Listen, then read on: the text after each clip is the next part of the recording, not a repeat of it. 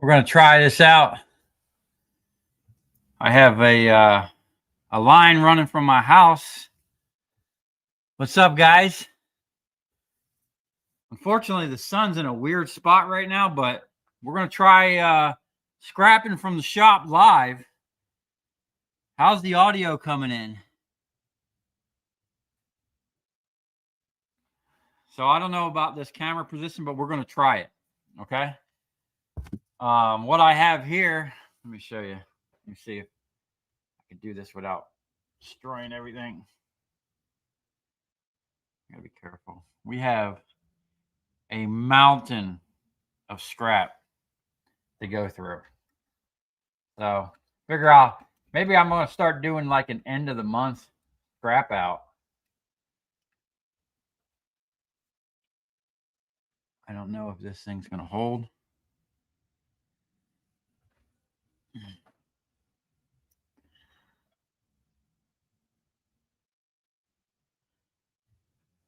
Hope everybody's doing all right on this beautiful Friday. It's really kind of chilly over here in South Florida. And I'm looking for my gloves. I got a ton of scrap we're going to blow through today. I'm actually shooting a video at the same time. Let's see if I can get. So I have a ton of these wall pack lights. Unfortunately, did I miss a screw? Yeah. I guess it would help if I took all the screws out. They're actually coming apart really easy. Man, that sun is killing my stream. I don't think if I moved the camera, it would get any better. Gloves. Sorry, guys, I'm kind of scrambling here, get everything situated. I might move the camera up a little bit. Hope everybody's having a good Friday out there. You're not trick-or-treating or getting some free goodies? No, man. I'm out here in the boonies, man. There ain't really much you can do to be trick-or-treating.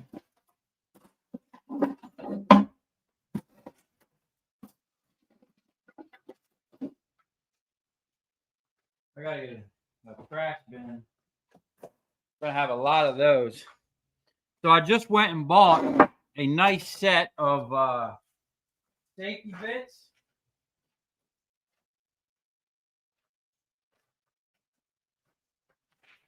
You know those security bits from Tractor Supply? Check this out. I don't know why it needed to unfold, but I literally just bought that on clearance. And thank God, because I need them. We're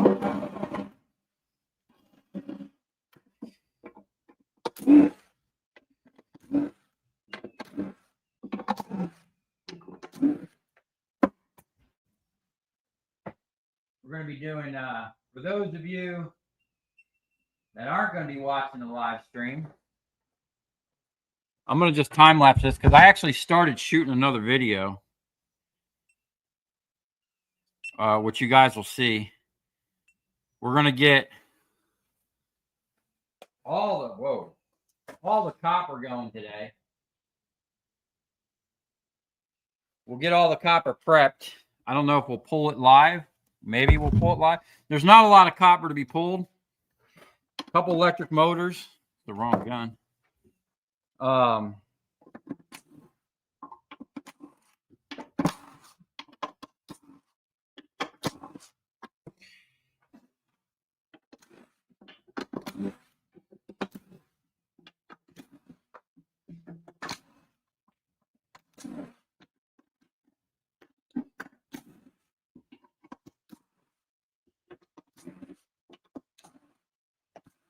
This is tedious, but the good thing is they're coming right out.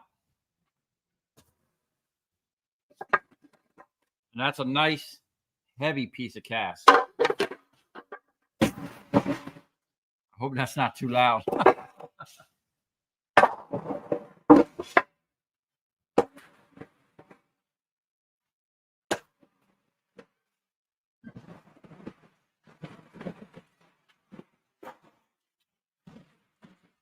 Look at this monster. This was one huge, I guess at some time an HID light.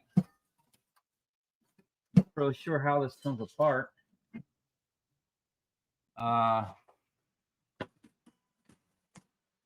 this whole housing is extruded aluminum. And it looks like this thing's like welded into place.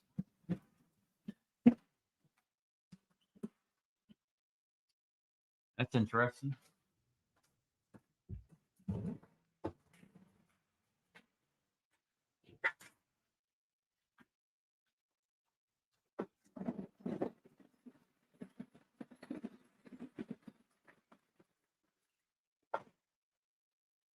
Get my tool cart on deck.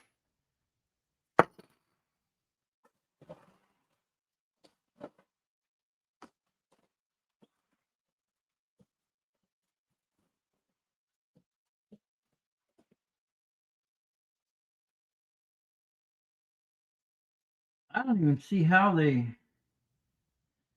got this in here.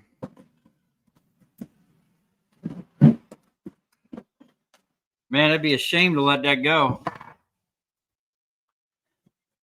Who we got in here? What's up, Mike? See you scrapping. Sean, 82nd guy. Guys, it's me. Adam W.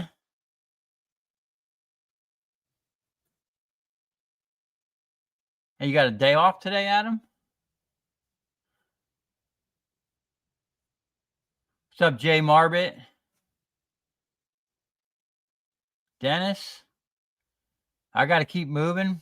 I'll try to keep up a little bit with the comments, but I got to keep on scrapping. I just wanted to try out the wow, that's interesting. That's like sliding. But what doesn't make sense to me is I could clean this up and sell it as is, but man, this whole housing is extruded aluminum. One of my favorites.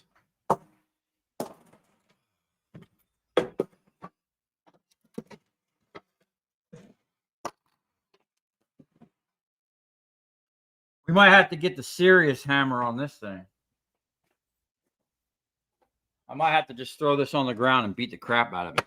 I'm gonna turn down the mic because this is gonna get loud. I don't want to blow your guys' ears out.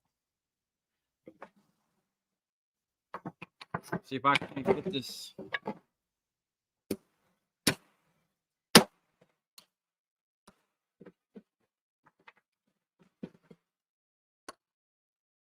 Y'all still even hear that?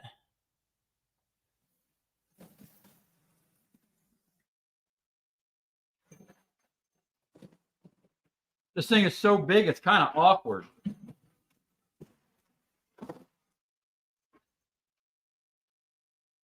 Okay. We're going to have to resort to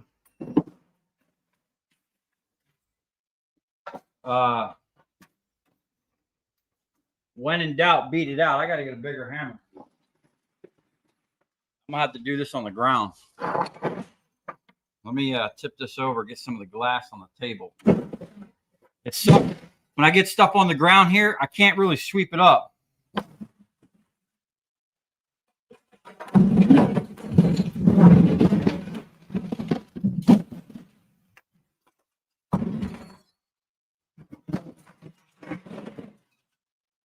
This thing looks like a coffin.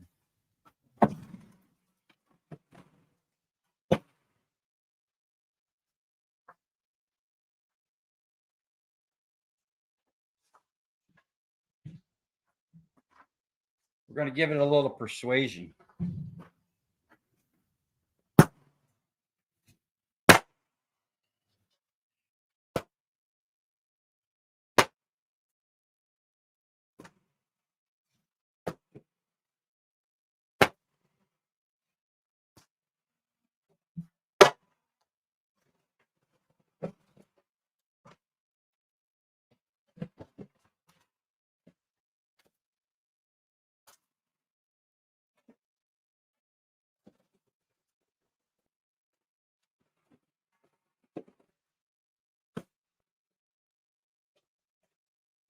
That's a huge piece of extrusion.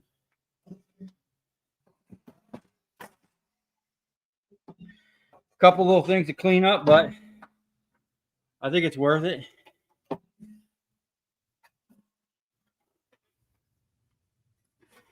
Heck yeah. Ah, we finally got it free.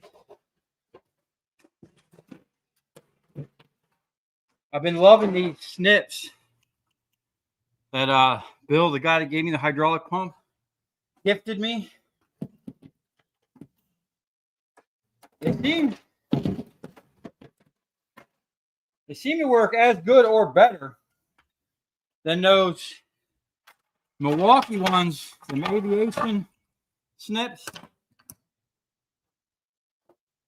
Now that there, that's a huge chunk. That's cast. So I'm gonna call it on this. There is a piece of extrusion right here. I think it's welded on there though. We're just gonna let that slide. I don't want to get too much into that. But this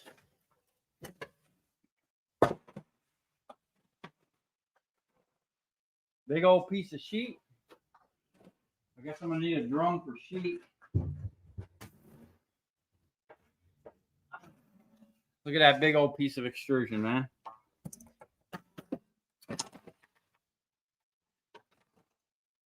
I gotta grab some batteries. Hold on. I'm prepared for my own scrap party.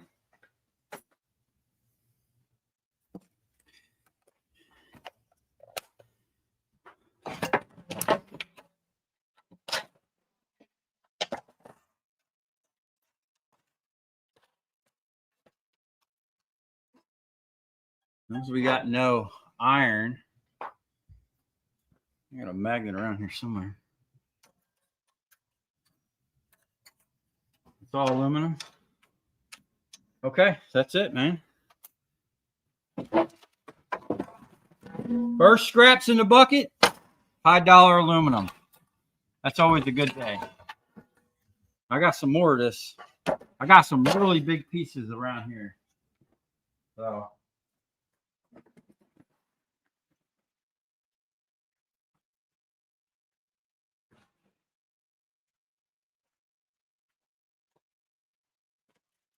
Oh, we got to clean that up.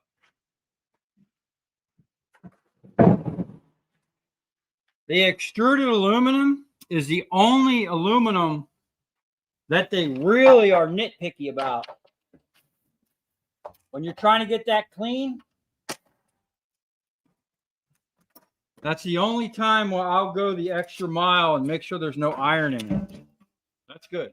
If it does have a little piece of sheet or cast, I'm not worried about that. As long as the magnet don't stick to it, we're good to go. Let's see here.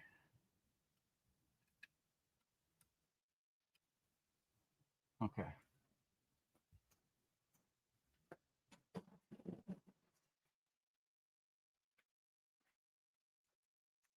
For years, I threw these away. Nobody would take them. The aluminum ones lately I've been selling as iron aluminum, and they've been taking them no problem. So I need an iron pile now. Wait till you see what I got over there, man. I don't even know if I'll be able to put it on the table. It weighs, I think it weighed 120 pounds.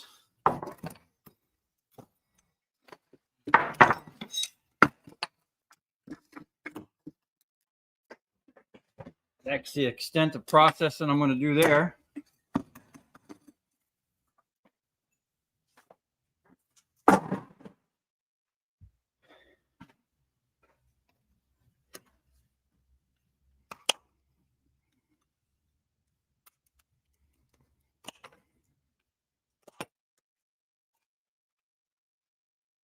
Oh, got it from number one.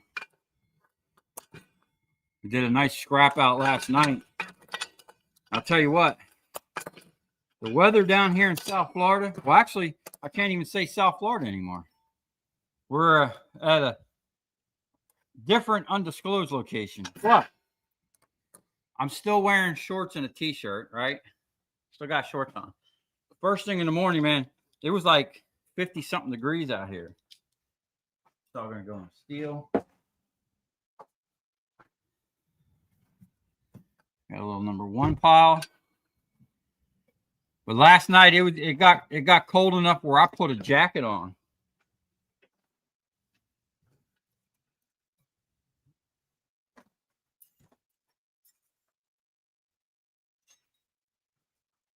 I'm funny about my workbench. I always I gotta sweep it off a lot. I don't like, because I bang stuff a lot. I don't like the dust coming up in my face.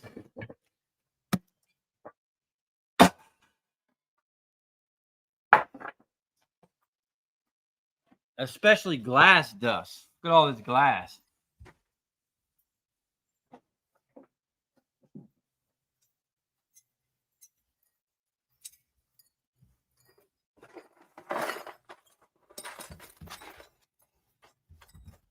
Okay.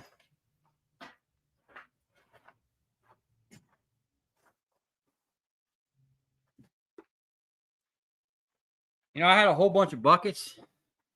When you need a bucket, you can never find it. All right, let's see what's next.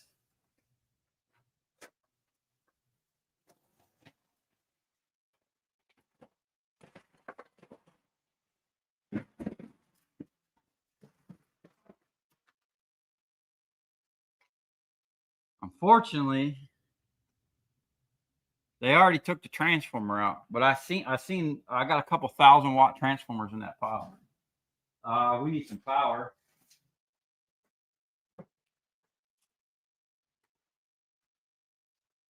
And I've been running this 7-inch.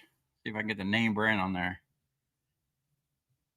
That thing, that's a pretty decent. The 7-inch, I got it on the 4-inch grinder. Seems to be working very well.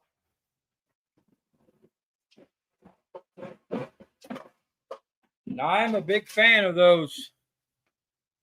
On my big 7-inch grinder, I got one of them diamond discs, and it seems to be working out very well. All right, let me see if I could do this without sending sparks into my computer.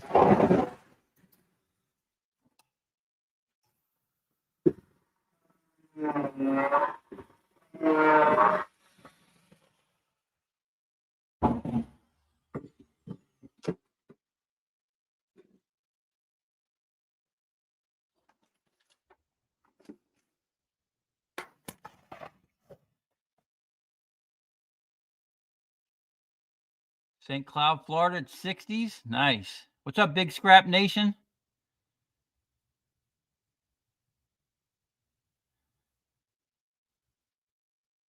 If you cut the extrusion to 3 feet or less, they pay you more. Not that I know. I mean, if it's excessively long, they might have a problem with that. But I usually try to keep it around 4 or 5 feet, 4 feet. I got a really long piece over there that I will be cutting up. Yeah, if they have to prep it, I mean, it's either your labor or their labor. So I try to give them as clean of a product as possible. Now, I'm not going to be making it down to Miami today. But I got to clean this place out because hopefully Sunday I will be picking up the Kubota to rip out all this stuff. That's why I'm trying to clean out today. I talked to the people in Miami. I've been saving those. I got a whole pile of them brass things there. About selling scrap on Saturdays sometimes. Like today, I can't make it down there, but I want to sell some scrap this week. Next week is going to be a very interesting week where I won't really be able to sell that much scrap. Let's see here.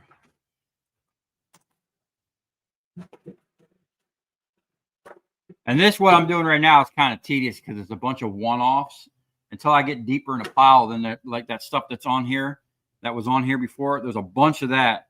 I'll be able to knock a ton of that out at once.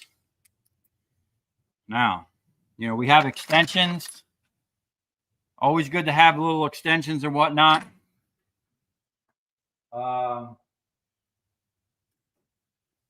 Sometimes you need to break out the big extension. It's like that scene in that Batman movie when the Joker whips out that big old pistol.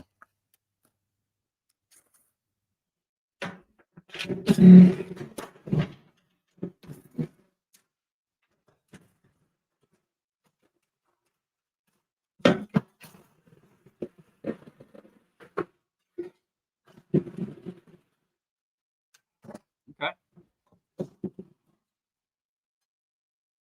Now, being that I'm going to be taking a bunch of scrap to a different yard. It's owned by General Metals, but it's in Delray Beach. Shout out to the Delray Beach guy that's always in my comments. Hold on one second.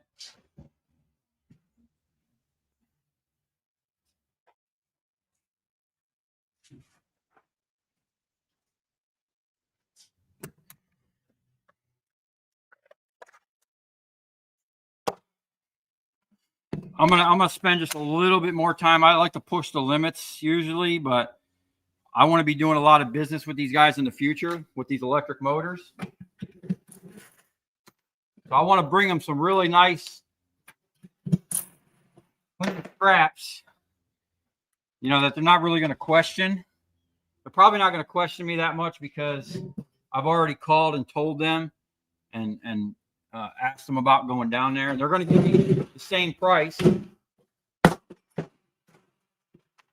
Oh, they double nutted it.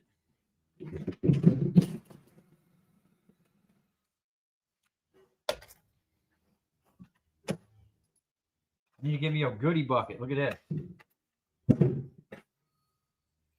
Big old washer right there. I keep stuff like this. I wind up using stuff like this all the time. We'll just set that there for now. Have me a little goodie pile. More extrusions.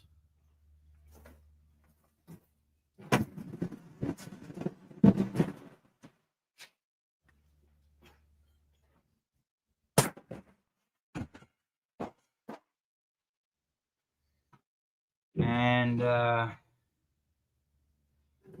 this steel plates in there. It's too big.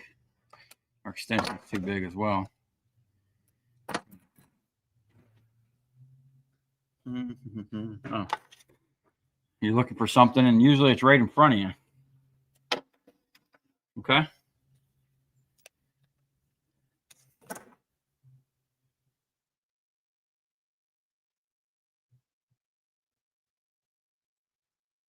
They can, the blade can shatter. Oh, on that 4-inch grinder?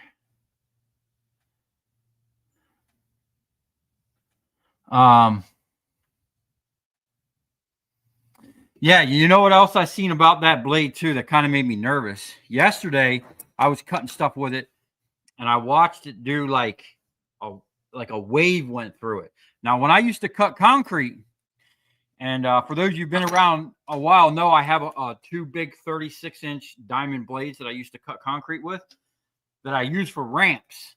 And when you have them big blades, and when you say you're cutting with like a 20 or 24-inch blade in the concrete, man, you can run that thing wide open. Once you start stepping up into the bigger, the 36s, the 42s, the 54s, and stuff like that, you got to bring your RPMs way down, man. You don't want to be spinning that blade really fast because you'll get, it's crazy, man. It'll be like a wave in there, and it translates down into your cut. Your cut won't be straight down. It'll be like all kinds of weirdness in there. But I've seen that aluminum oxide blade doing that. And that's immediately what I thought. I was like, man, this thing's about to blow up.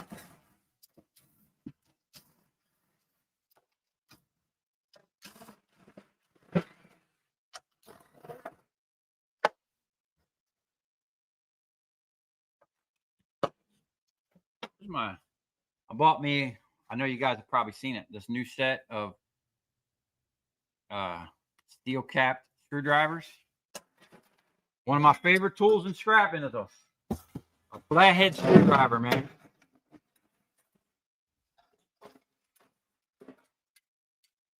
Even though I have like every single pry bar you could have, my go-to is that flathead. Okay. We're going to have to start a bin or something for sheets.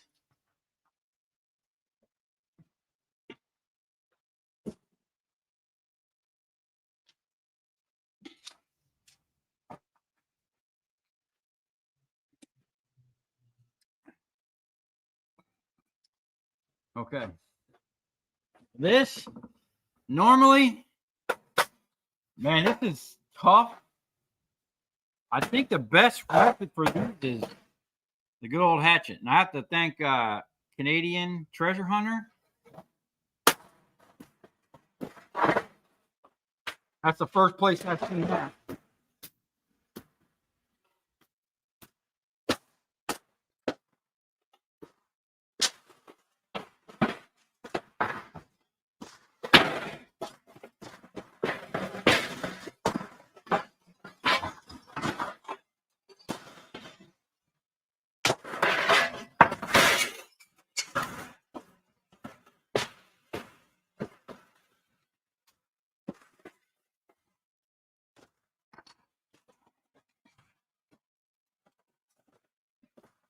Whatever grinder would be faster. This is really tedious.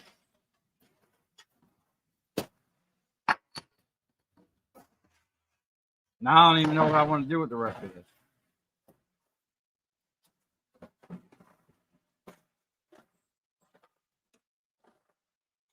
We'll try that big old grinder. Hopefully it don't blow up.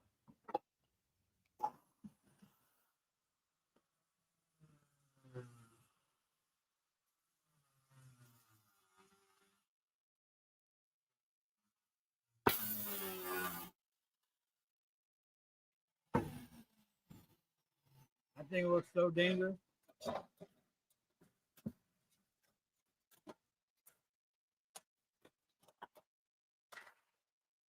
Didn't really do much. I think rather than wait, I'm just gonna beat it out.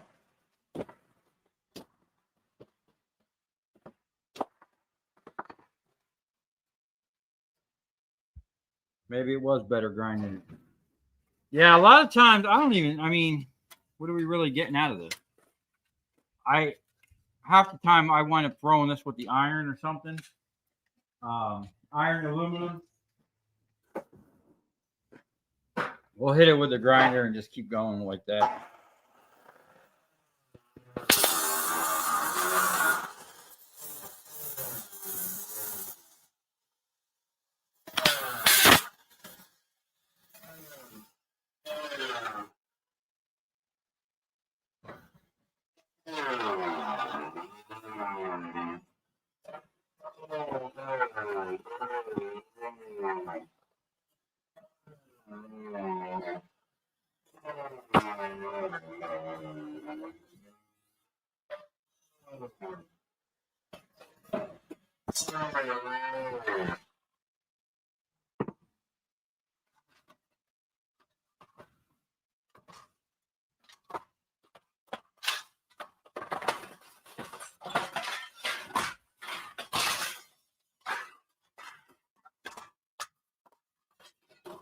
I think that's more annoying than anything.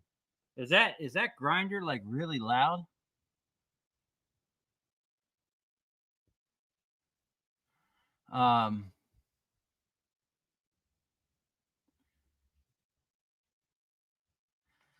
Question from Alaska. Started scrapping, focused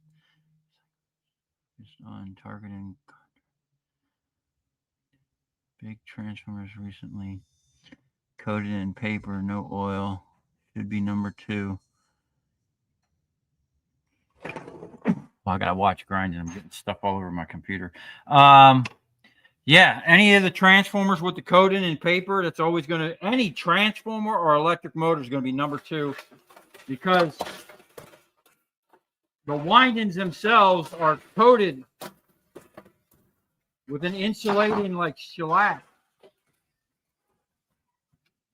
And that's pretty much when you smell a burned up motor, that's what you're smelling, is that shellac burning off and then winding,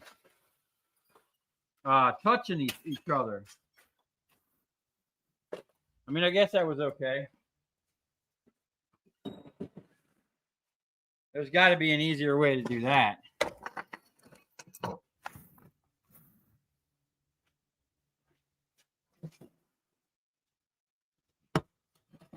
at that bad boy. This thing might actually work. Oh. Wow. They had put some type of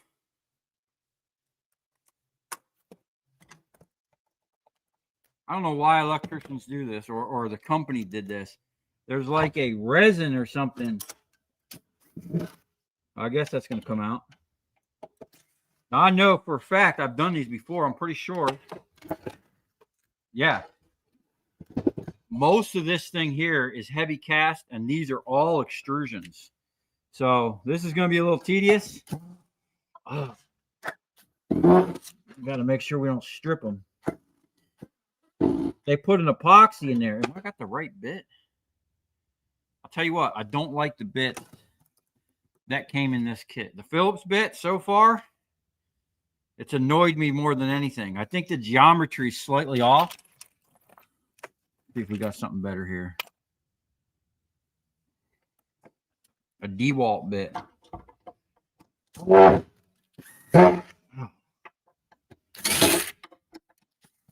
Got to press really hard.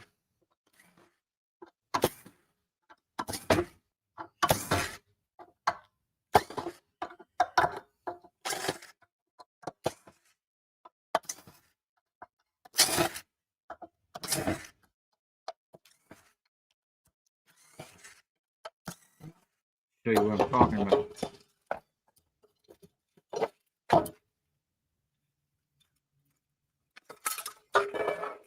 Yeah, that whole thing just comes apart.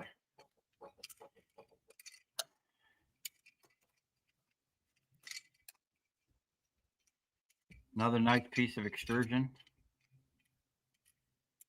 Although these screws are, they got them stupid little, see that?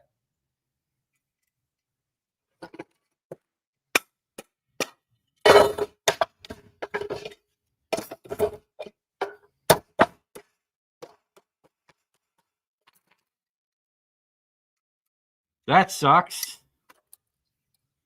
But that's a nice, decent piece right there. We'll get a bunch of them. See if that's stainless. Stainless steel. About to get a stainless pile and then sheet aluminum. So even though these things suck, they don't have a copper transformer. A lot of them have high dollar aluminum in them.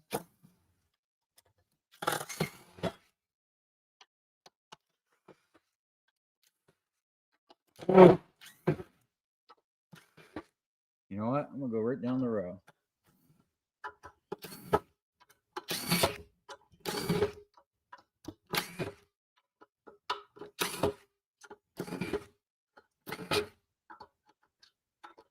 Now, is this actually worth it? I could probably just sell it as cast aluminum. But I paid 15 cents a pound for all this stuff. And I'm getting, I think $1. Hold on a second. I got some pricing.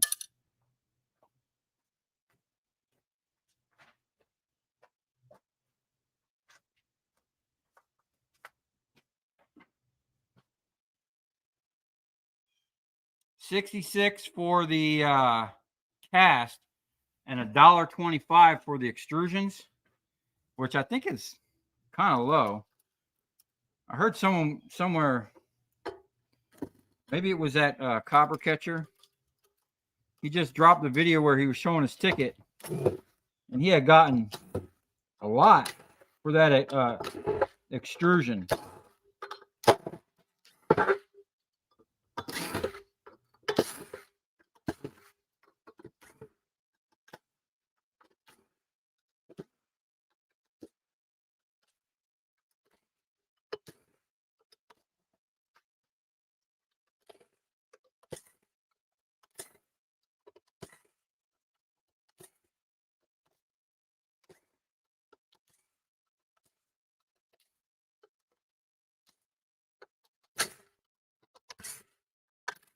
Oh.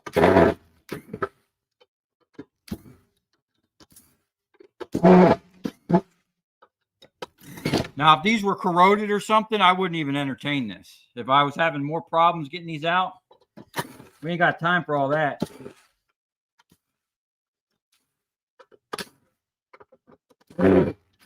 Probably don't have time for all this. There's a lot of freaking screws.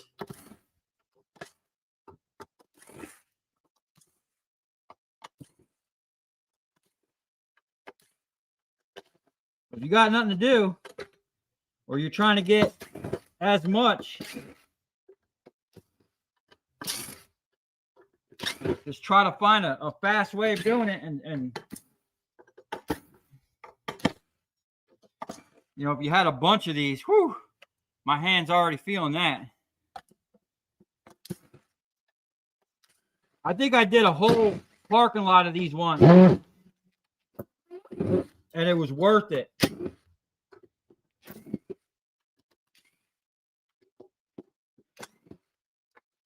Because at $1.25 a pound for the extrusion and $66 for the cast, you're about doubling your money. Uh-oh. Uh-oh.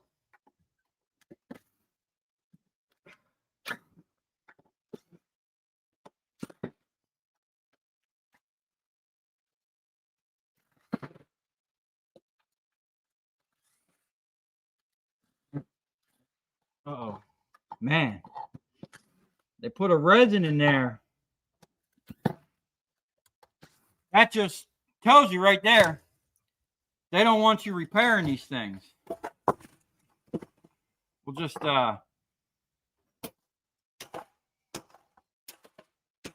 it a little persuasion.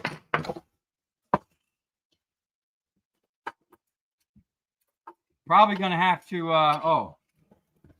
I guess it would help if I unscrewed all the screws. We missed the whole side there. Thank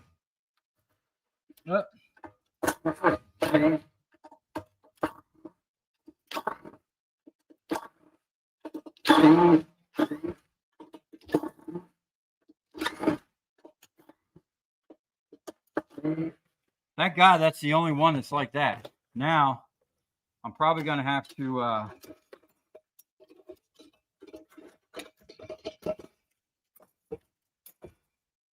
see if my air compressor is plugged in.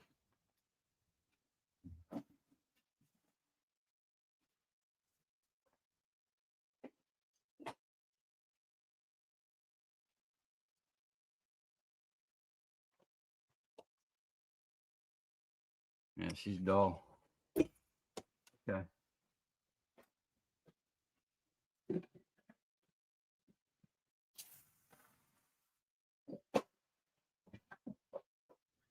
We might be using this a lot. Oh, and I cooked the gears on the wire stripper last night.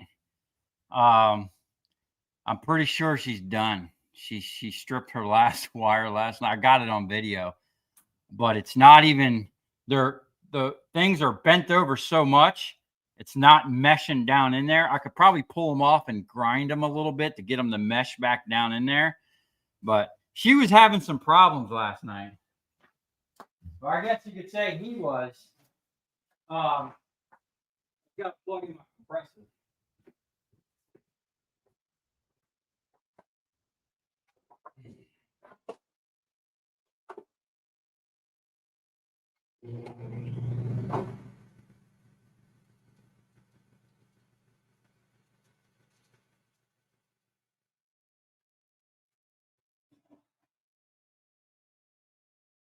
Okay. Definitely need some more bins.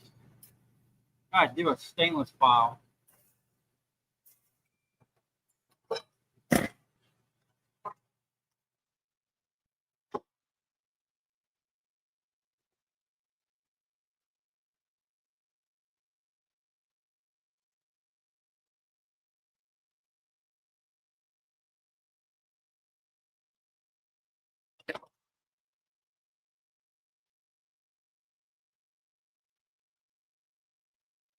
Messed up thing is, I bought this quick release thing from freaking Harbor Freight.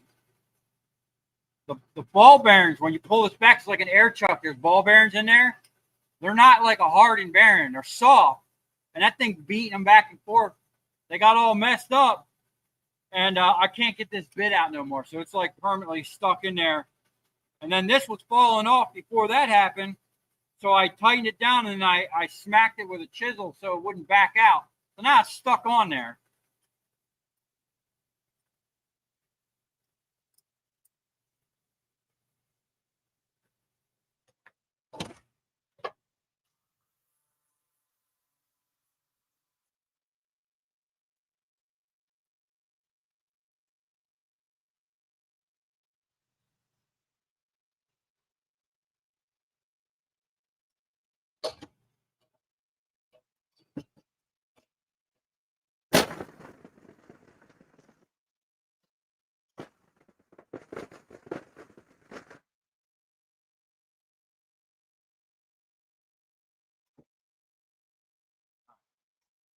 That's not working.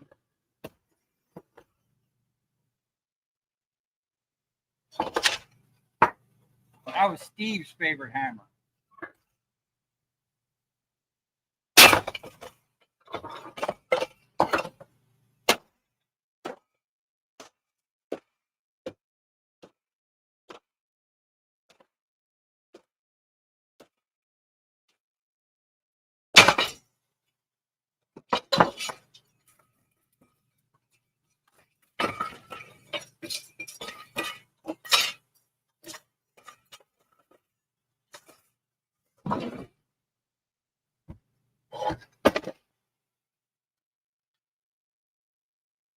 Yeah, the only problem with that is now we got broken off screws.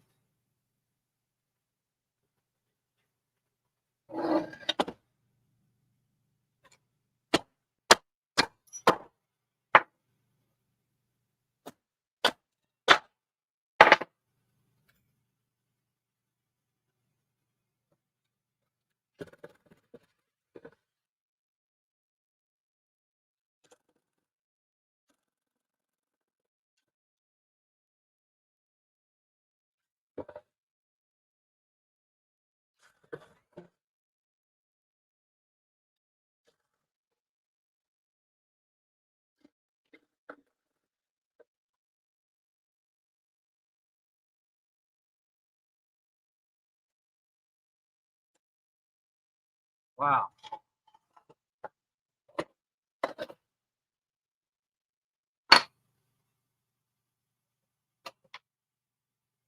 I'm going to say that really wasn't worth it. I want to bring over my jaw. And we got 90 people in here. What's up, everybody? Harbor Freight strikes again? Yeah.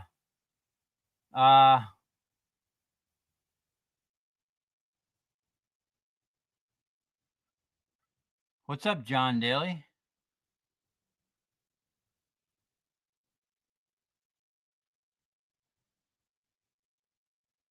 Circuit boards? Oh, matter of fact, the place, I was telling you, I'm going to be going to Delray tomorrow to sell some scrap. They said that they buy circuit boards there, so I might bring a couple and see what they pay for them. I don't know if that's something that I would do on a regular, but I hate to see extrusion go as cast. So I'm wondering, oh, I don't know if did you guys see my jaw on the new thing yet?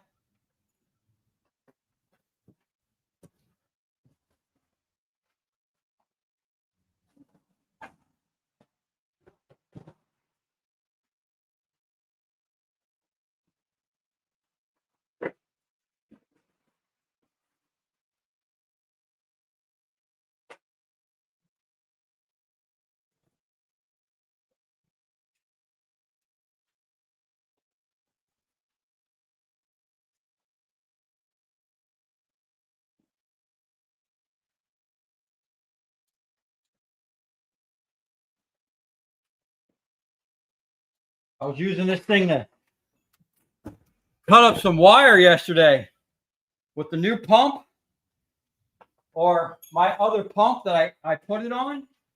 Man, what a difference in speed. It's like night and day.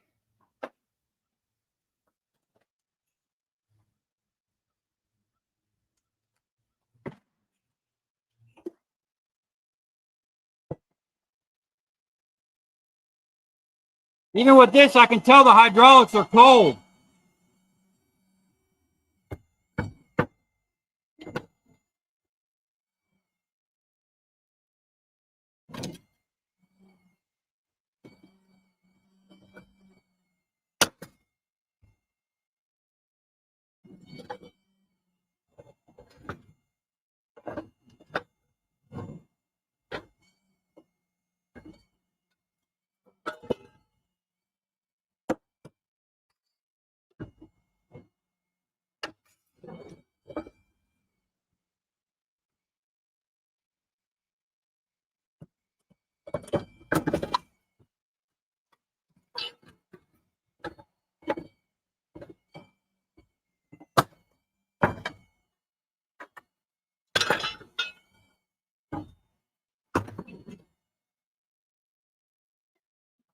We'll just leave that there for moral support.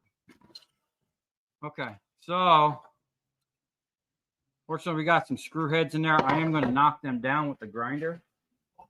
What I need is a splitter. Huh.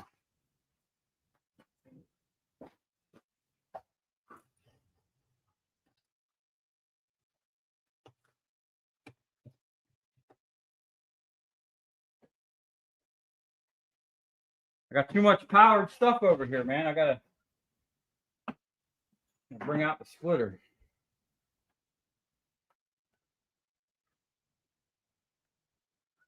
Yeah, I wind up, I don't know if you can see in the background.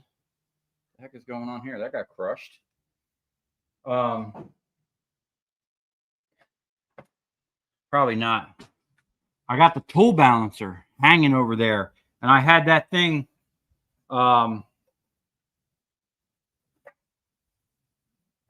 where's my muffs at? That's what I need. I need to keep them on deck. Hold on.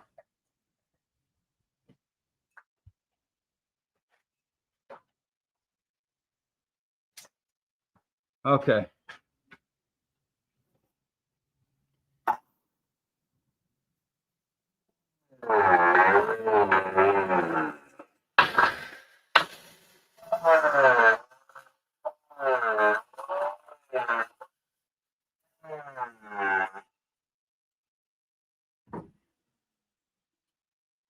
That's a nice piece of extrusion.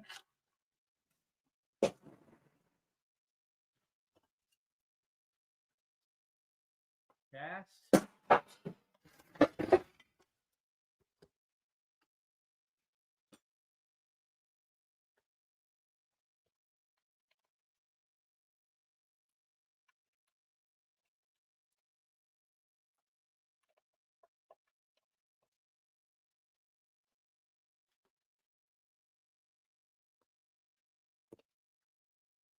I gotta watch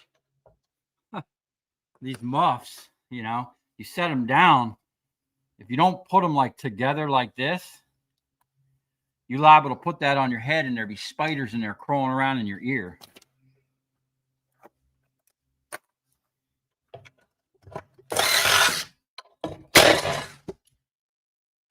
Those are going in the goodie pile. And that, I'm going to let that slide just the way it is.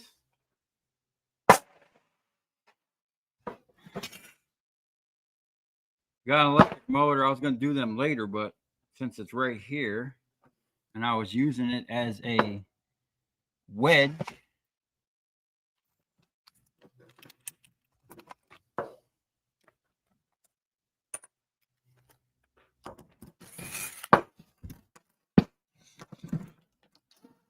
well, sometimes you can get them. Most of the time, you got to grind them.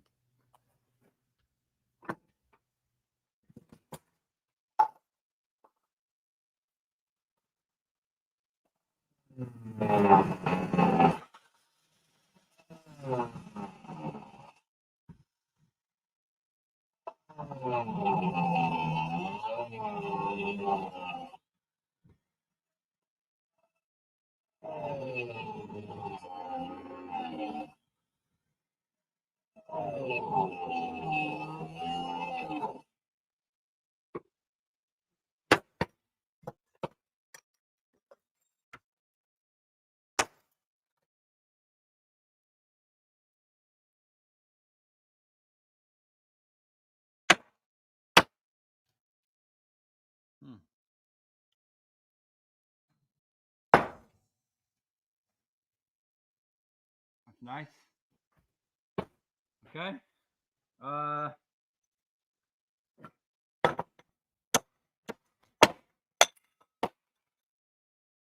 don't know about y'all, but I've been selling that as iron aluminum.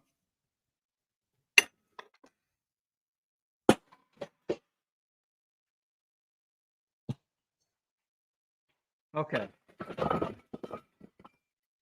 Clean these up real quick. I feel like I'm yelling when I wear those.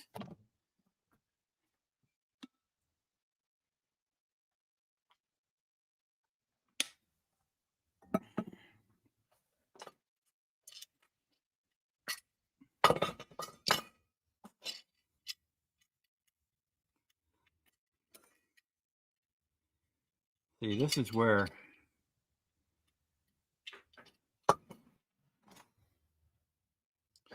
I'm not going to use my good dikes. I got a pair just like that Oliver cut through a, he was taking apart some big box and there was a battery in there and he cut through the lines and blew my dikes up.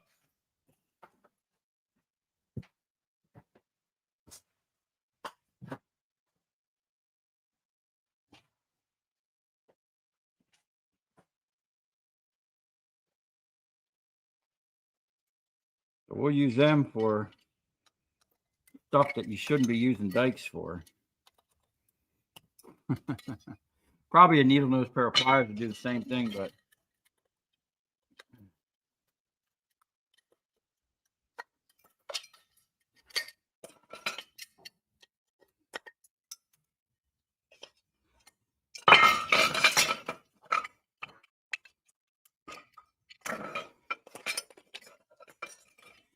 yeah, at $1.25 a pound, this stuff adds up pretty quick.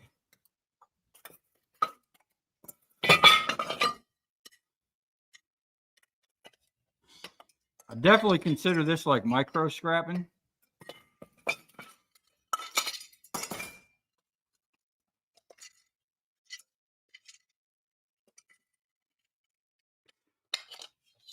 I'm hoping tomorrow when I go to this new scrap yard, I can get a sneak peek at their hammer mill for processing electric motors. The only thing that's going to suck about that is every once in a while I would get some good small transformers from General Metals when I would buy motors from them. Okay. All clean extrusions.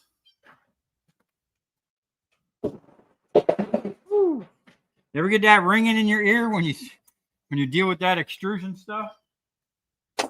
That's another way you can tell your aluminums. They all have a different sound. See?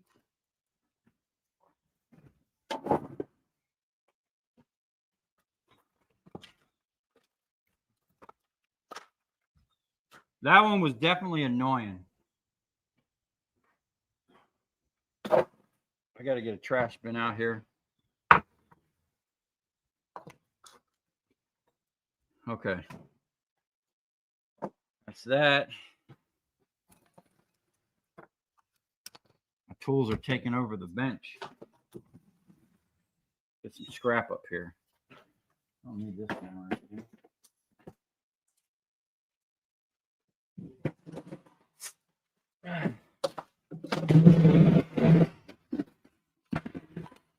Most of this stuff that I got is mostly taken apart.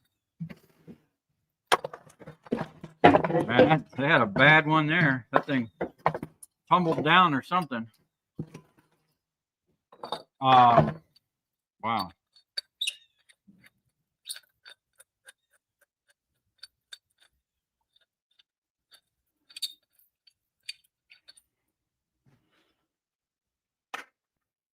It's not stainless, but it's a nice cap screw. We're going to let that ride.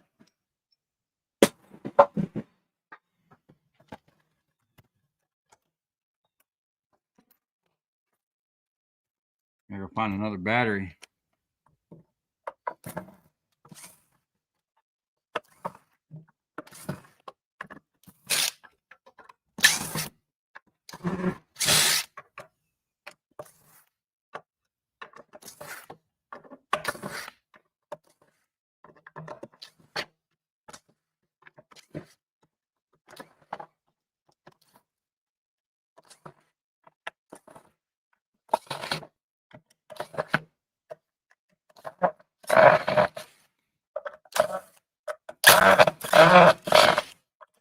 Oh, I'm sure most of you guys watch Big Stack Casting.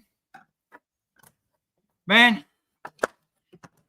that dude, and I don't know if he saw it on my channel or he just started doing it, but he got a milling machine and he's milling ingots. Now, you know, about a year ago, I started making a ingot maker. This is a different, they got a number 1. So he beat me to the punch, man. But I still have milling ingots on my to-do list. And we will be getting to that soon. I have that 100-gallon propane tank that's pretty much full of propane. I think it's got like 60 or 70 gallons in it. So we're going to hook up that burner, probably either make our own, like a souped up version.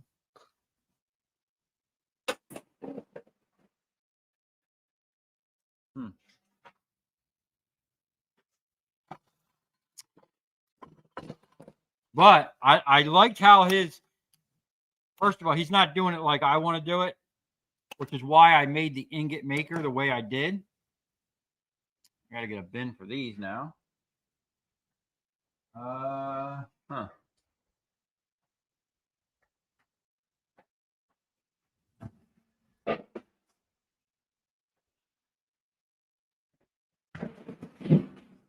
He just put it on there and made it flat.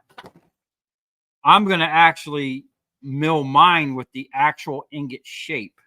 That was the whole reason why I made that custom ingot thing. Look at this big mess.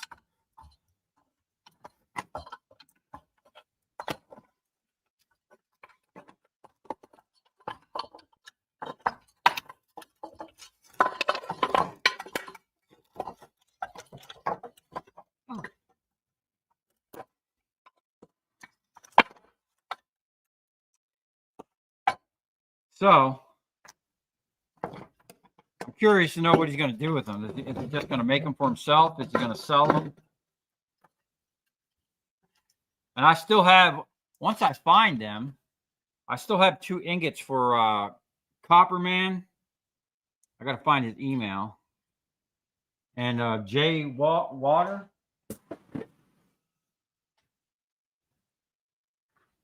That brass. I think I'm going to save a bunch of these. Matter of fact, like, I mean, that I'm going to sell as number 2 insulated. But a lot of clips and stuff got brass and copper in them. I think I'm going to save them for the incinerator and cook them off. I'm going to have to get a thing for those.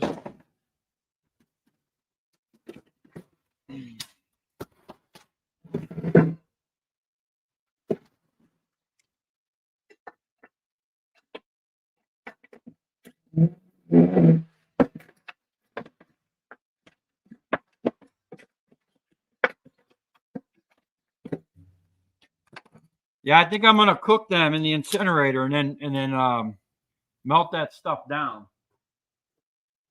I got to get some more buckets out here or something.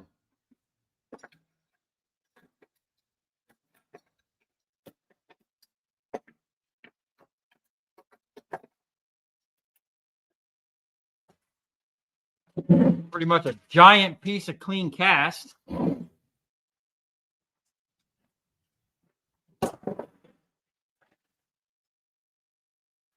Man, I do miss those big parking lot jobs where I would get like 50 or 60 of those with 1,000-watt transformers at a time.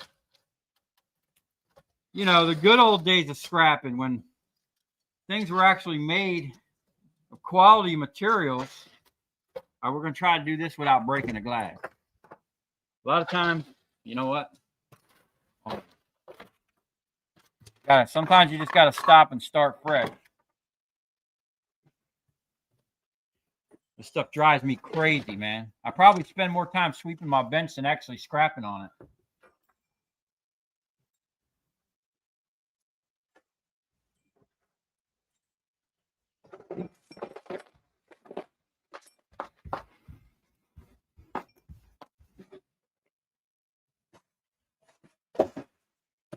Send that right to the steel yard. Okay. How's the sound? You guys hearing everything okay? Happy Halloween from Alaska. What's up, Gil Skills?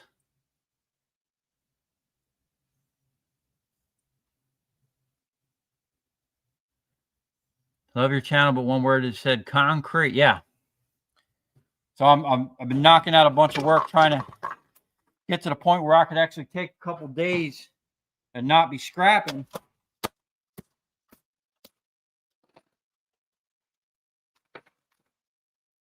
Oh.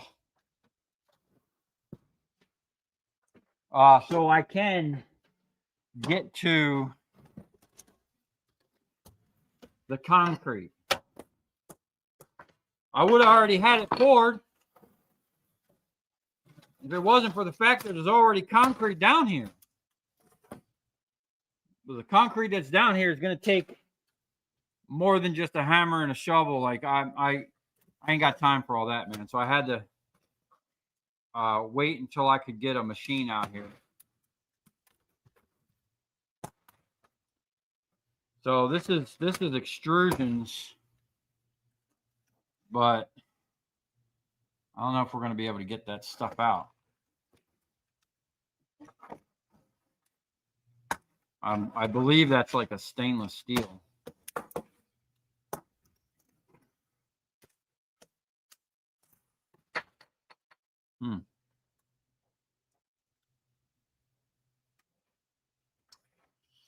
You got my vise right here. Yeah, so I moved the vise again. I had it in the middle of the table, but it was like right in my way, you know?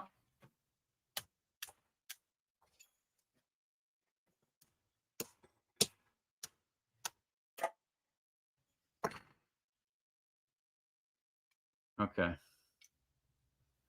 That's being difficult. The problem with these are they pinched it. I don't know if the sun's going to let you see that. They pinched it down on there, so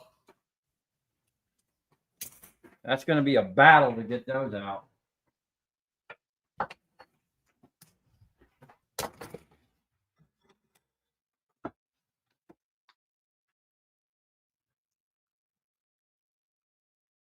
That's clean. I'm okay with that. Let's see if I can't get this one out. I already kind of tweaked this one up a little bit.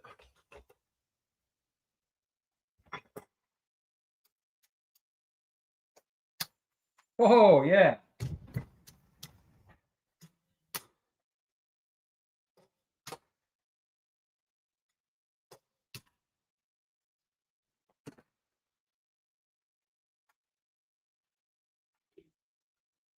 No, I thought it was stainless. It's steel.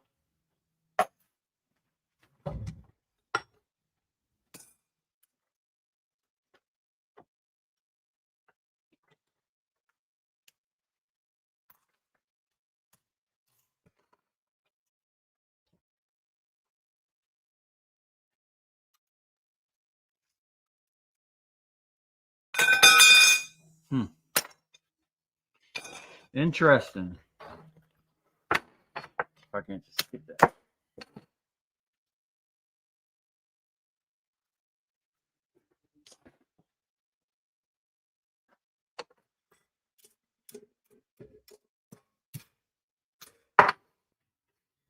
I'd be able to hold that with a pair of pliers.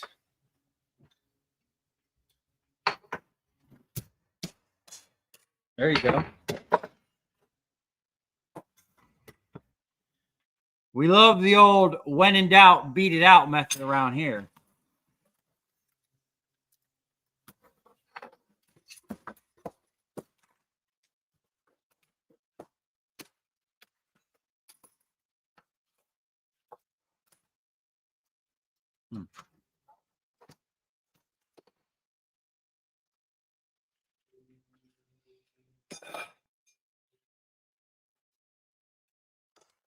It's easier to pull that rubber off first.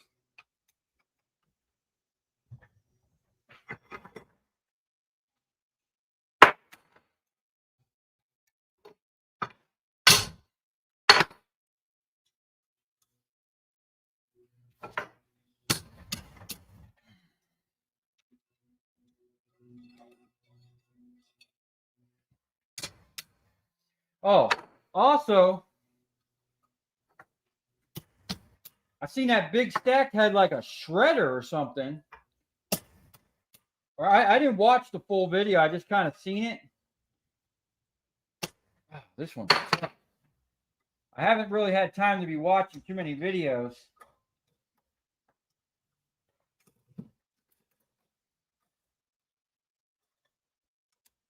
Might be a cutter.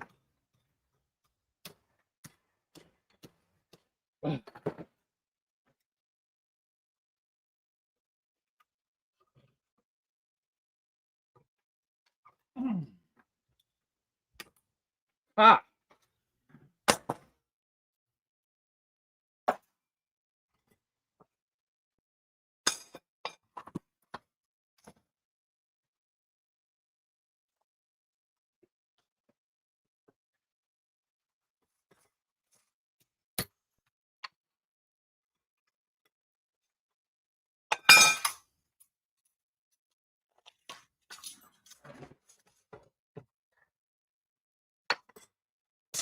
Mm.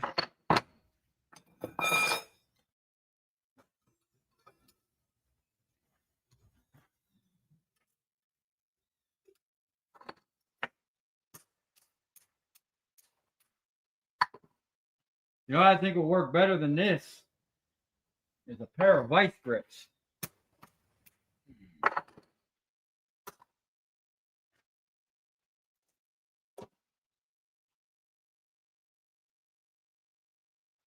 I'm not sure where my vice grips are.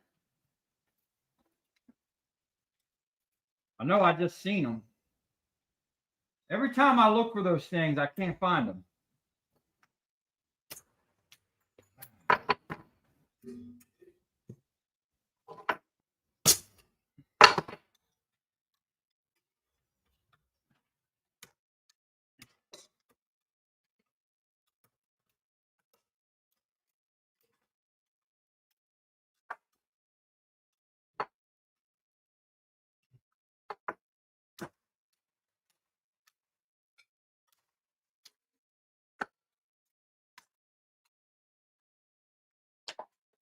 Okay.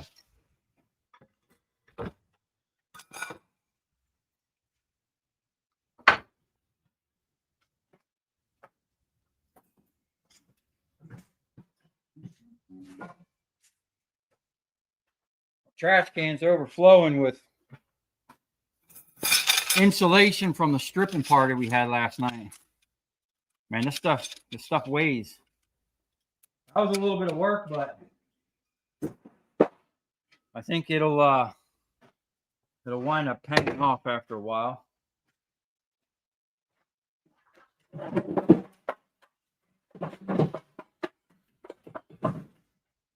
I have an absolute crap ton of these. Let me go find some more.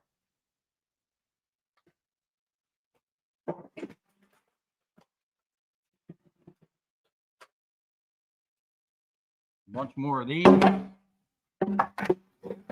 Cut them wires while we're there.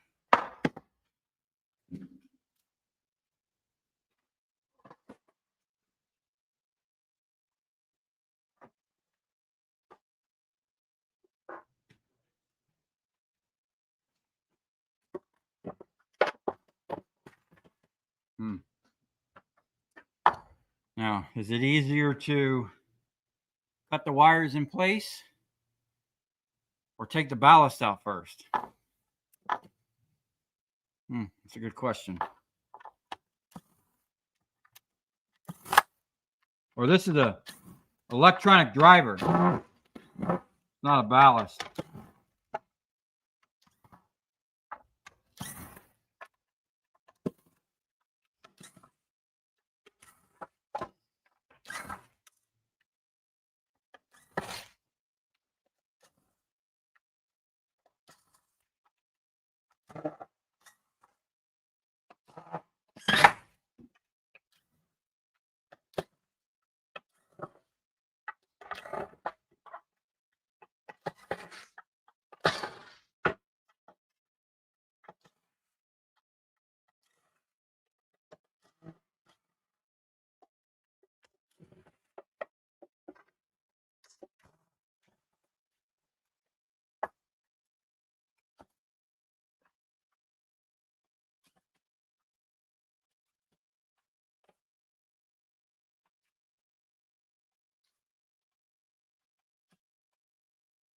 Hey, that's not bad.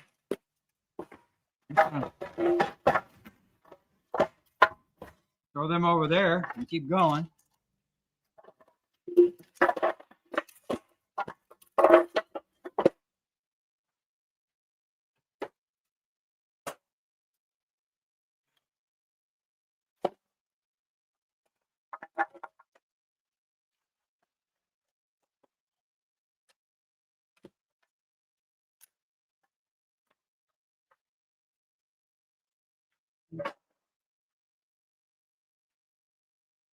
We're getting some good clean casts in the bucket.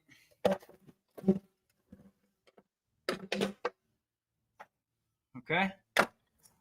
I'll wait to get some more of them up.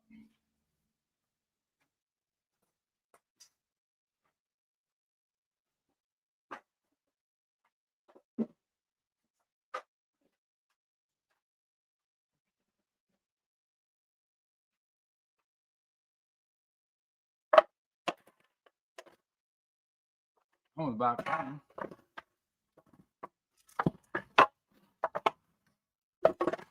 So buying this stuff at 15 cents a pound,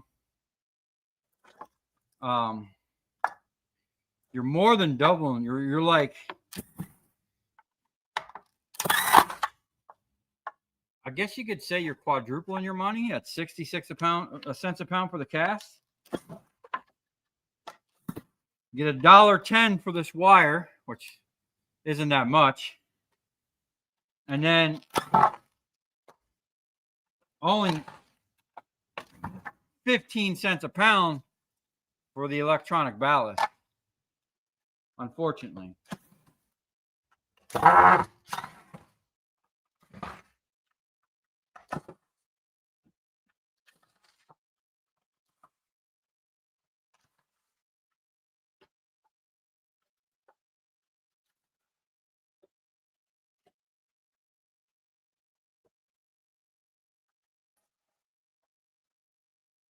They must have did like a whole community. Something.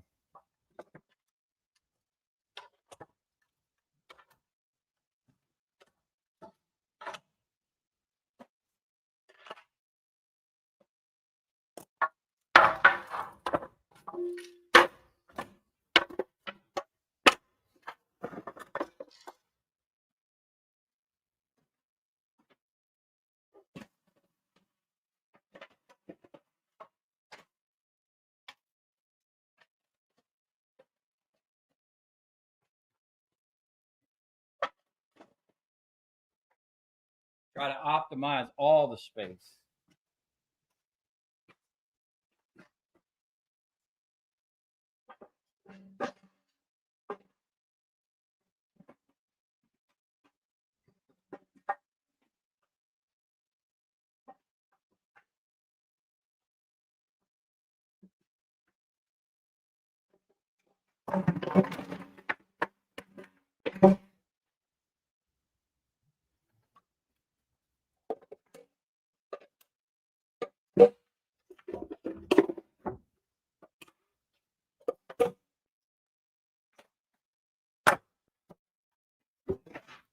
Oh man,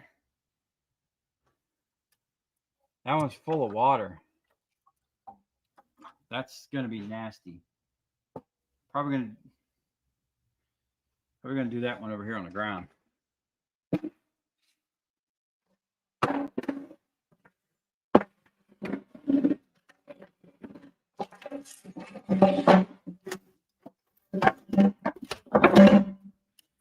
Hopefully I don't wear out my bit because I think I only got one of these safety bits.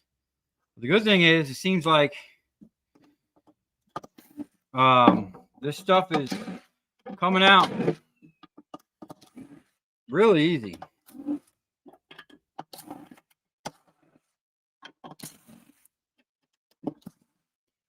Got to make sure it's in there firm.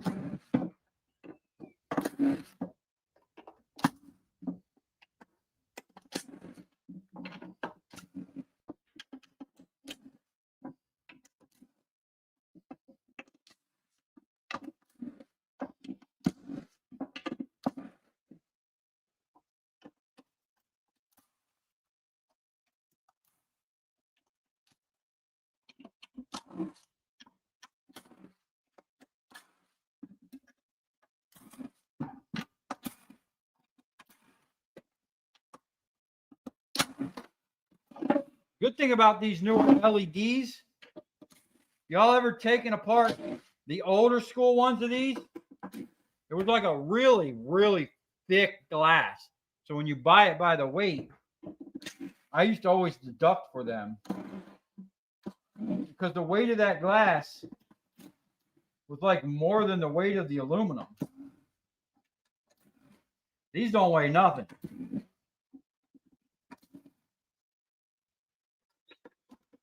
It's just really tedious.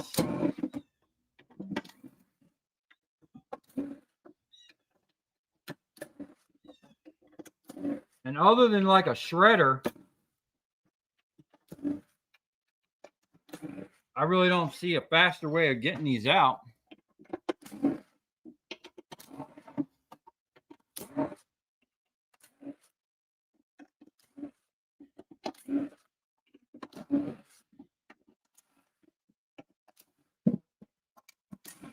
The old glass ones, I would just take and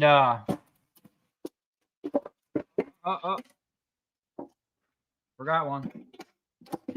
And we bent the screw. I would just take a hammer and throw these down inside of a barrel or a trash can and just start throwing the hammer down in there.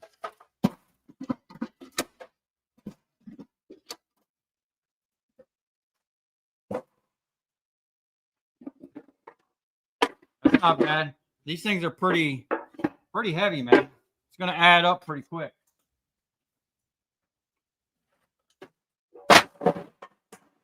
Woo. That's loud.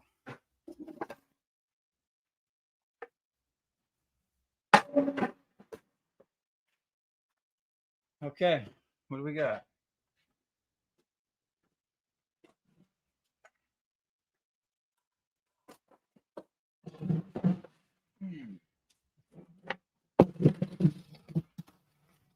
I think there's actually a couple of these. Fortunately, this used to be an HID. They converted it to an LED.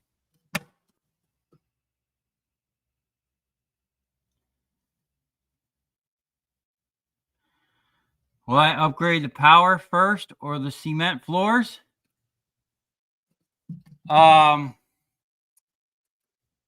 Well, I am having my buddy come over tomorrow. He's an electrician, lives just north of here. And he's not going to do the electric tomorrow, but he's going to look at everything. We have some stuff to do in the house, and we have some stuff to do out here. I'm probably going to pour the concrete first, just because he's only available on like Fridays and Saturdays. And I plan on pouring probably Tuesday or Wednesday. No, I can't pour Tuesday. I'll be in Miami. Wednesday. I'm going to prep everything. And hopefully with that little extruder machine and my other machine, I'm just going to do 2 pours. The whole, like a 10 by 30 or whatever it is. And then we'll let that cure for a couple days, 2 days or whatever. And then we'll pour the other side. And hopefully that'll be it. I got to go get another battery. Hold on.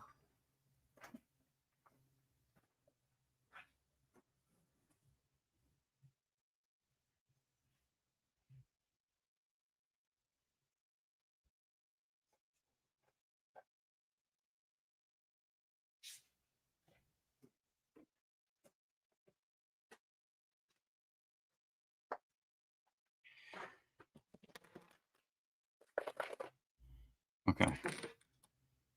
Whenever you're doing this real tedious stuff, man, you got to have like 4 or 5 drills out, man.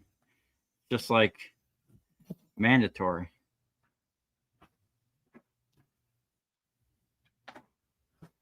I'm going to swap a battery in here real quick. I just got me some new batteries. Finally, I think I had 4 batteries. Yeah, these older ones. I mean, they're still the white ones, but I've been using them for a while now. They actually did a lot better than those blue ones. The older blue ones, they sucked. I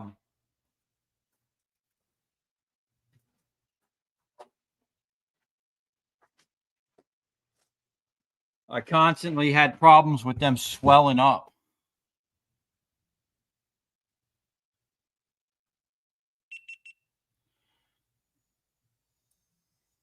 This is how I know how to keep track of. I run 2 GoPros. So I do a timestamp right on the phone. So the first thing you see in the clip is a timestamp. So if I'm not editing it, someone else can see what's going on. Change up the angle a little bit. I love my gantry.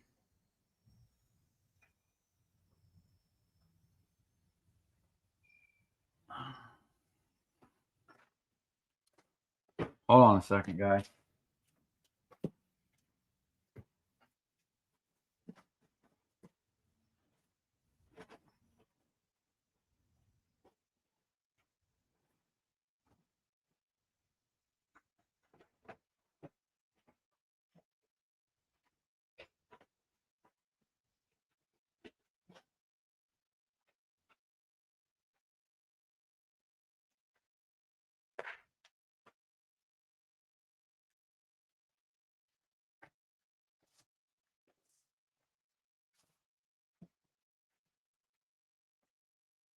Now give me a banana real quick.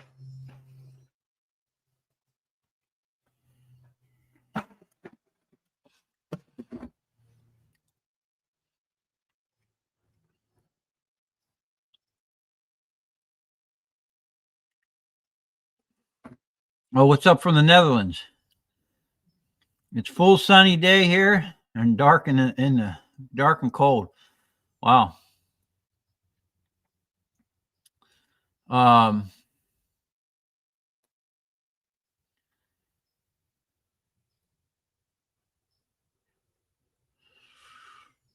You'll need 30-day cure time for that much concrete. Yeah.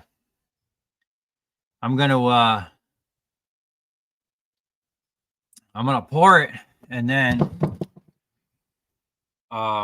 you know, I'll probably just put my machine out there and work out from underneath this thing. Hopefully it don't rain. Should be all right. I'm not really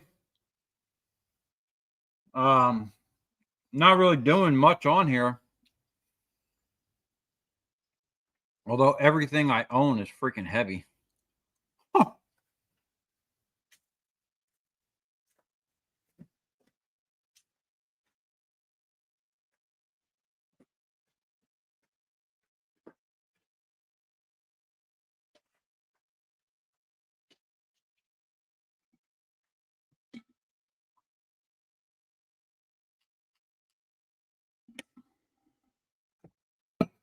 All right. I'm gonna see if I can't find the other ones that are like this. Once we get in a nice little rhythm, we can do them all at once. I don't know. I feel like I made somewhat a dent in the pile, but it don't look like it. There's still a lot of scrap. I think it was close to either close to or about 1,000 pounds of aluminum.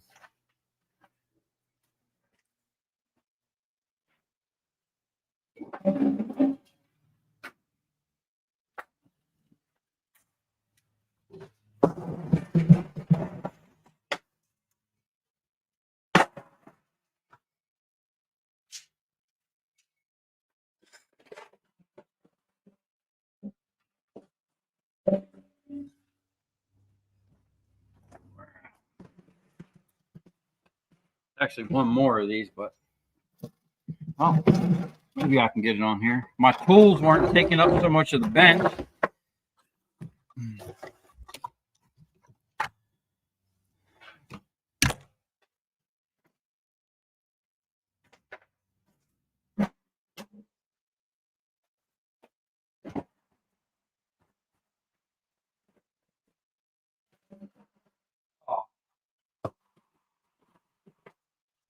Never mind. There's actually a couple more.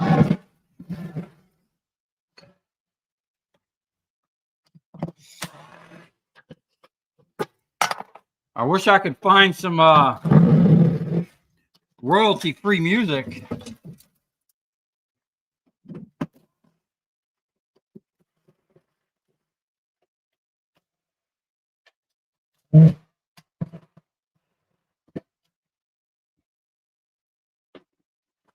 Oh. No wonder there was so much glass in my thing. Of course, they've done some weirdness.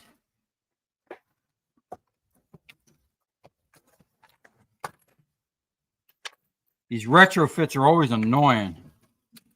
And this style here, I wind up getting maybe like 260 of them one time from a college on the West Coast. They went and they retrofitted their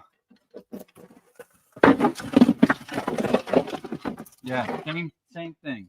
They retrofitted their parking garage. And I went over there and picked them up. They retrofitted a fixture like this with, let's see if I can get that to come in, with this thing here. And it was like the first, early on, man, it was like the first retrofit kit. But the problem was, and I'll show you here in a second, you can see right here on this thing, they have a fan mounted to the back because this LED is inside an enclosed fixture. It just keeps building up heat. And you can actually see what the heat has done. It literally just cooks them no matter what. I'm going to go ahead and just let that slide the way it is.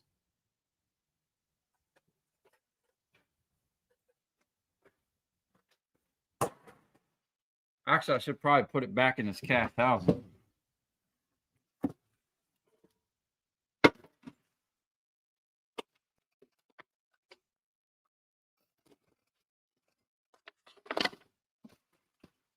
I mean, that's about almost strippable wire right there. That's pretty much where I cut off.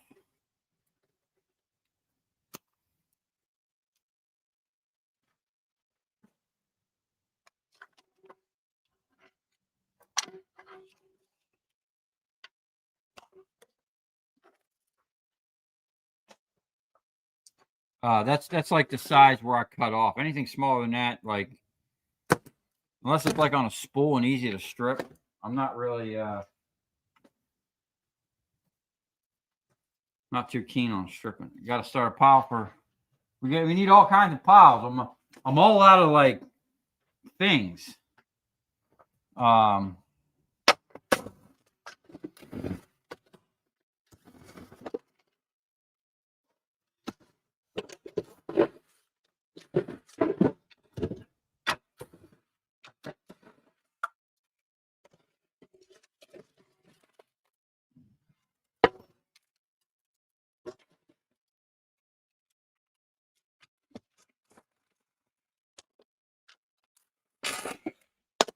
Harbor Freight, man, my ball got stuck down in there, so my socket pretty much falls off all the time.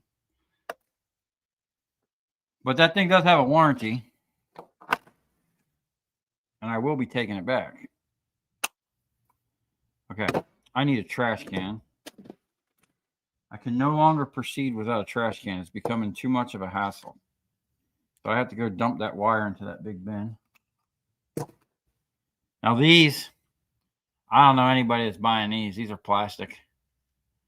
I would like to cook a bunch of these in the incinerator. See what comes out. I mean, we're going to start a series called Will It Cook? And see what we get out of some stuff.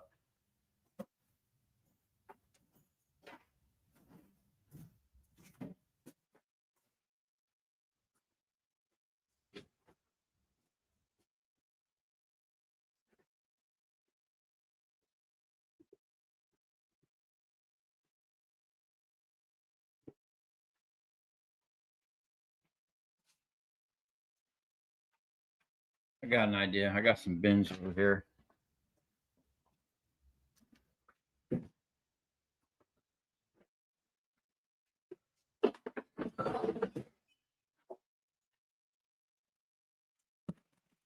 Be our trash bin for now.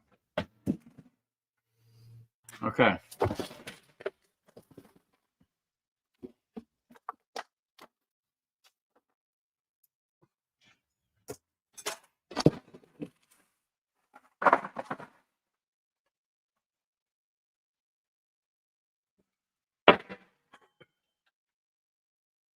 Another nice chunk of extrusions.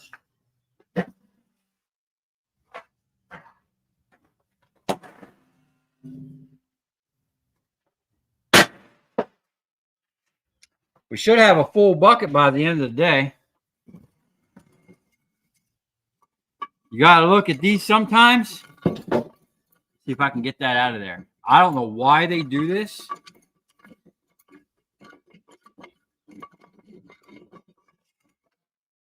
Yeah, I'm pretty sure this is the kind. Now, somewhere, I had it easy out. I don't know where it went. I had it easy out to put on here to do this really fast.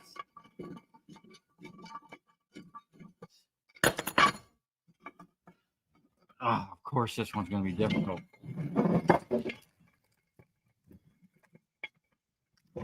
I got to find my easy outs. Let me see if I can't find my easy up. Hold on.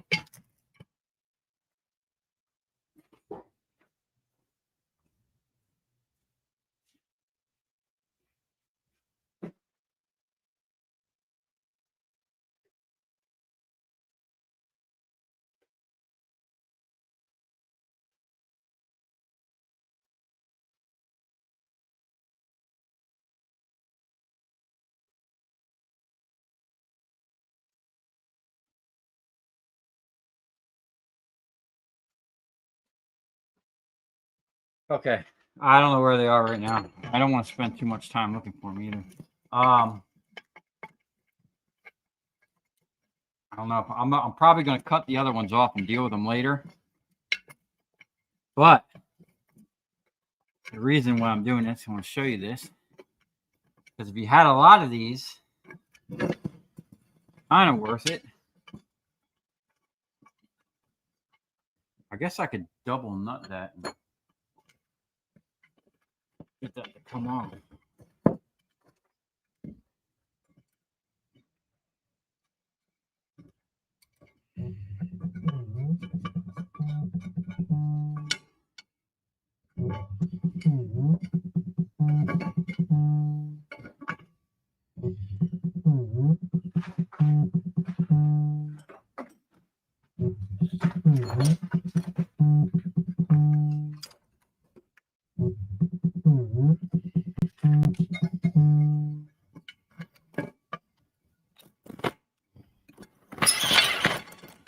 Ah, okay. We'll leave that there just in case. But what I want to show you. I don't know why they make this out of brass, but that's a big chunk of brass that they have in there. Solid brass. It's like the boss was calling.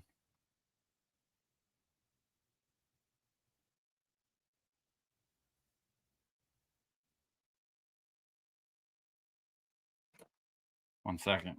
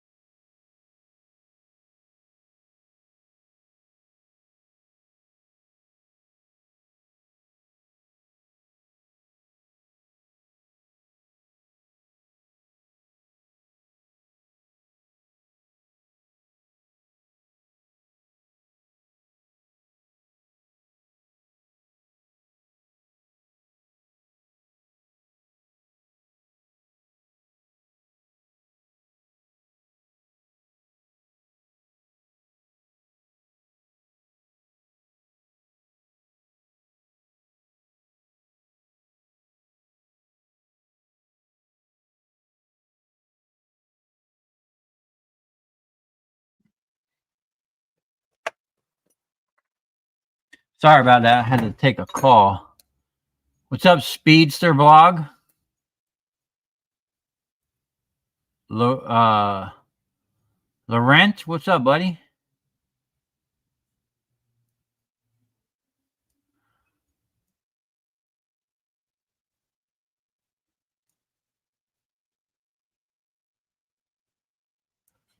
I'll have heavy stuff on the concrete. I really need rebar.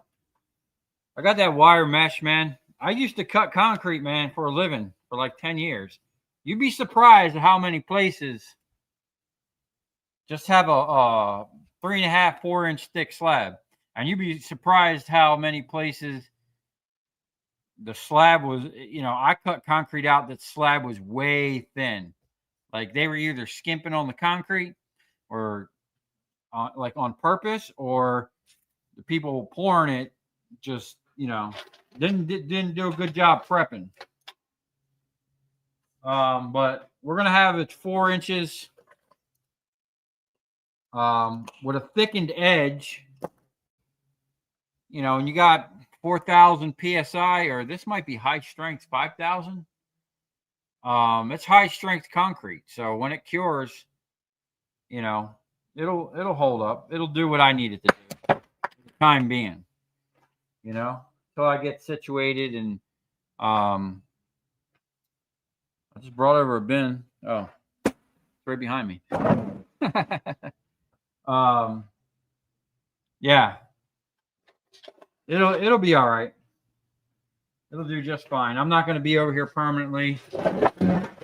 We're going to do a on the slab over there. I might do rebar because I plan on, wanting the ability to put some big heavy equipment or, dropping some heavy scrap on it.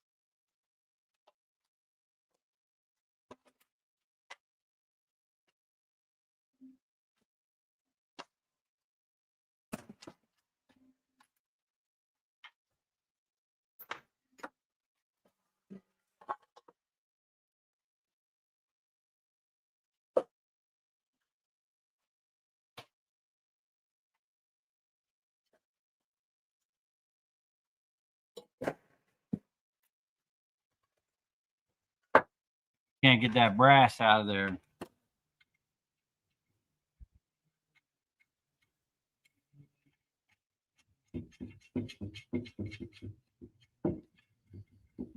Harbor Freight sells those easy outs.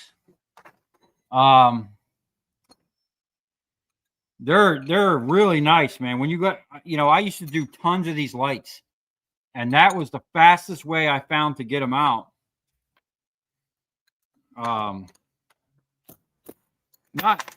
Not just those.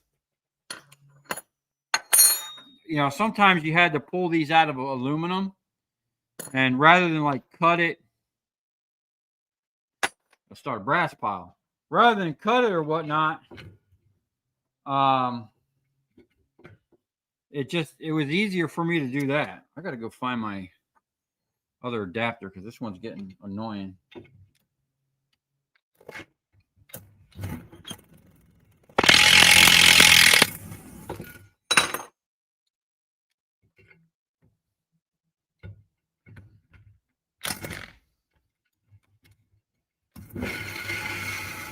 Haha. Yeah. I'm telling you, man, these nuggets add up. I'm going to have to get another bin for that. Actually, I think I got a brass bucket around here somewhere. I can't find my buckets, man. I had a whole bunch of them, and they're all gone.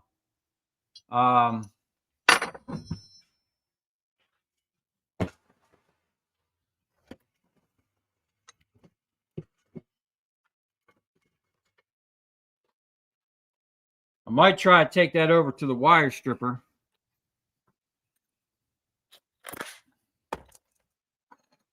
Yeah, this is annoying. There's only a couple of them though, and I really want that big chunk of brass.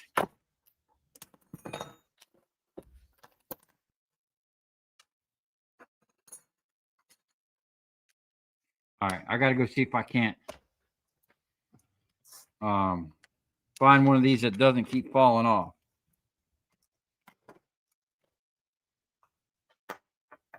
One second.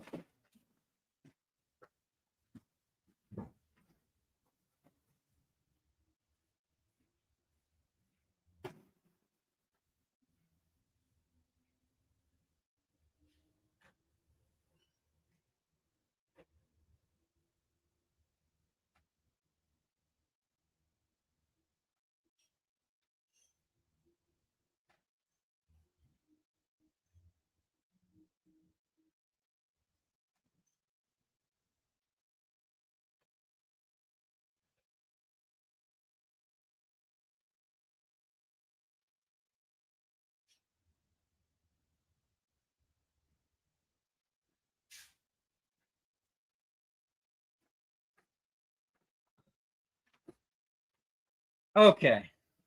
Unfortunately, I found every adapter except for the one I want. So what we're going to do is set this thing aside. I'm going to grab another impact if I have one.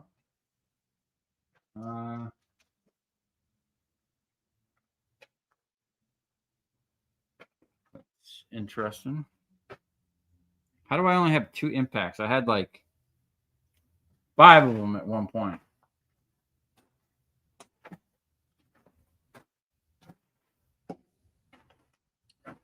Okay. I might have it in my truck. But what we're going to do is switch over to this. Hopefully we can get the same effect with that and not be stressed out.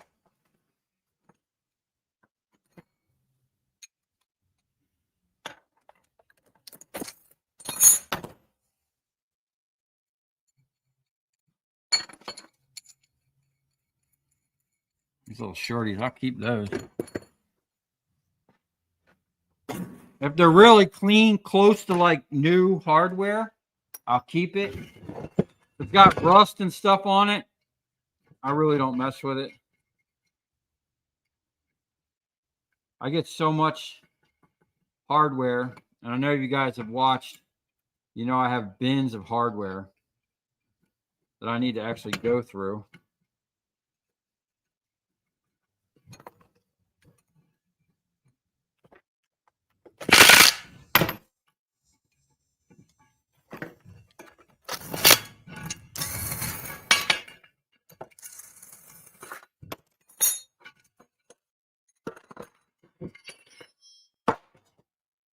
Hidden treasures.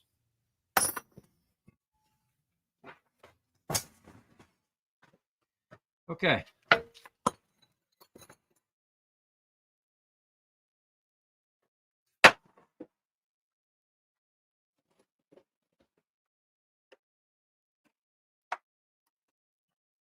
Feeling like claustrophobic over here. Funny, I got all this space, but yet I'm out of space. That's funny. I'm gonna kind of clear the table real quick. Oh, I need my scale.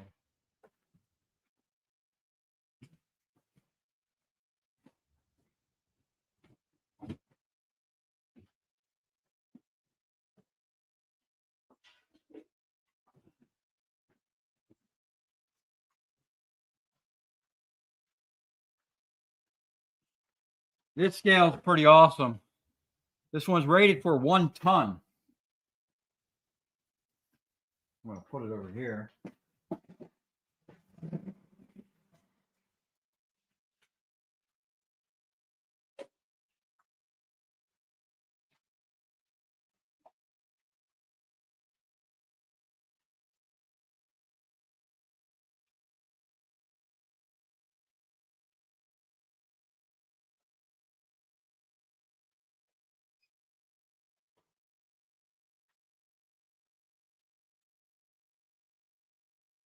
I just got to get a tear weight on this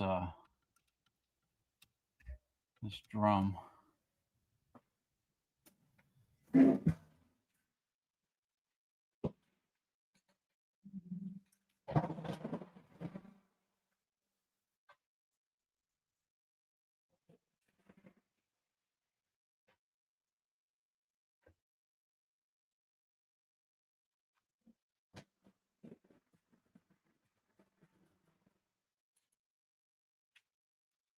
£29.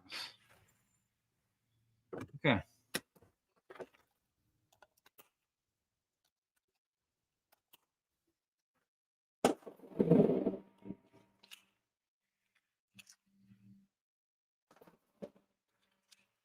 When I used to go and pick up transformers, I hated metal drums because of that right there. I don't know how loud that's coming through, but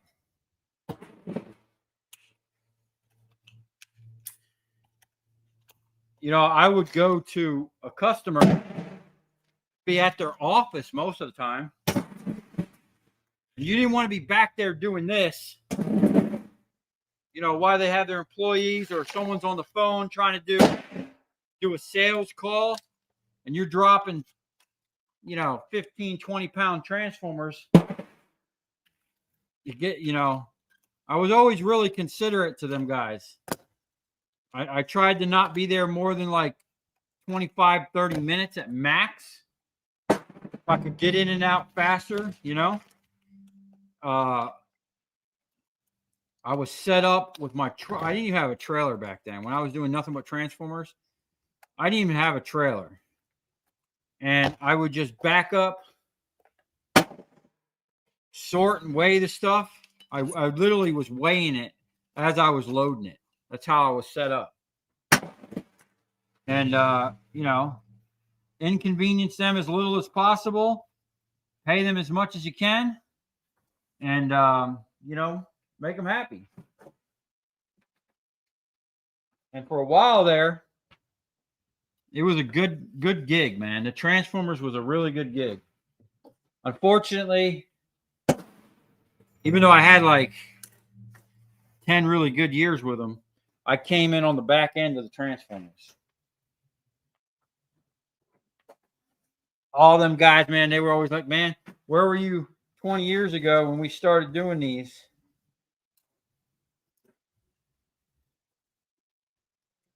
I could have been retired.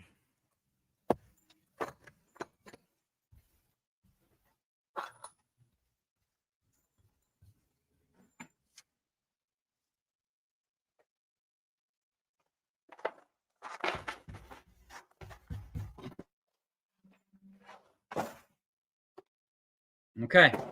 Now, it don't seem like we did much, but we got a bunch of cast over there and some extrusions. So let's finish out these lights.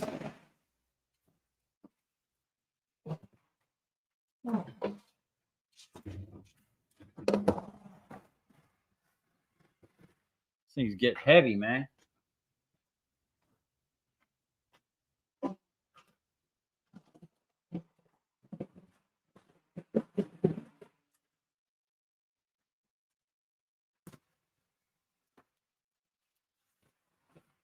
Wait till you see these goofy fans I got.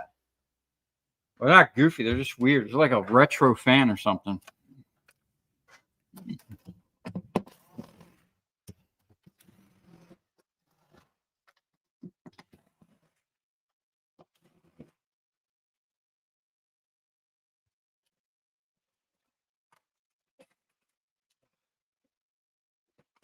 Oh, man. Whew.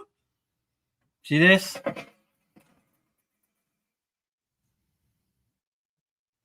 It's dead bugs.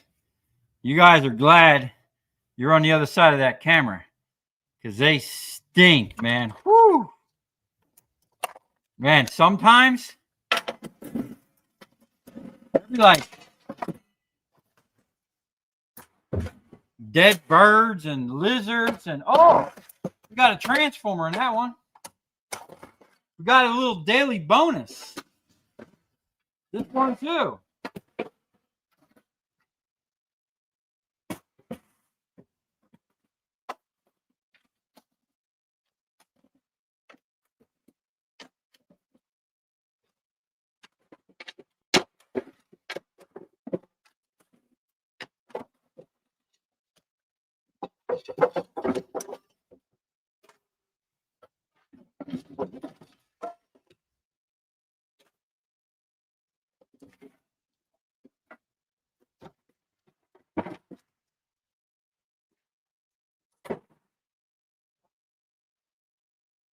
Let's see.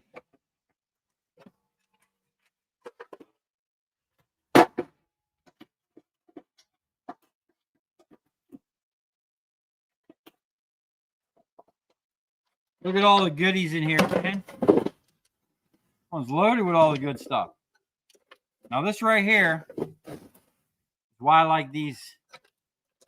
One, like this little metal strap. You can just get in there and cut the metal strap. You know, it's what these things are made for. And then on the transformers, bam, look at that. One cut, I cut 1, 2, 3, 4, 5, 6, 7 wires.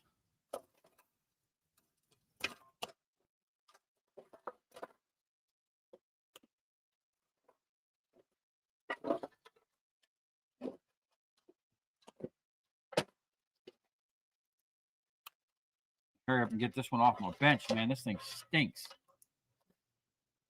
That almost looks like rat poop.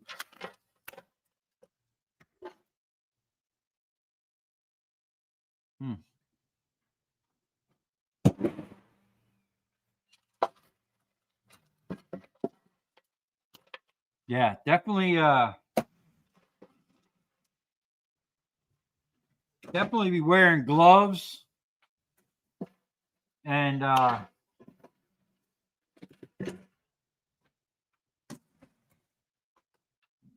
try to do these as fast as possible, man. Oh, these things so bad. Yeah, it's kind of sad sometimes. I found baby birds, like I did a couple times. I did a parking lot where the lights were on, like as we were changing them. You know, they were hot. They would take the fuse out at the bottom of the pole, so the light was literally on in the last, 20 minutes or so. The transformers would be hot, and sometimes, man, we find eggs, live birds and stuff, little babies. I was wondering how they got in there. Oh, that's sad. I thought I was going to have a little excitement. Double aluminum. Okay, we need an iron pile. Oh, I do got an iron. I got to get a drum for that. That sucks.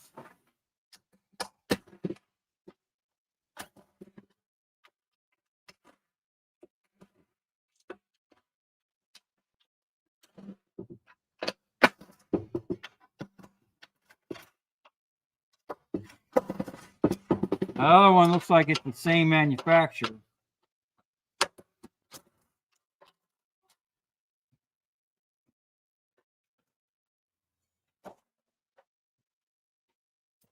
See if this has the balls to do this.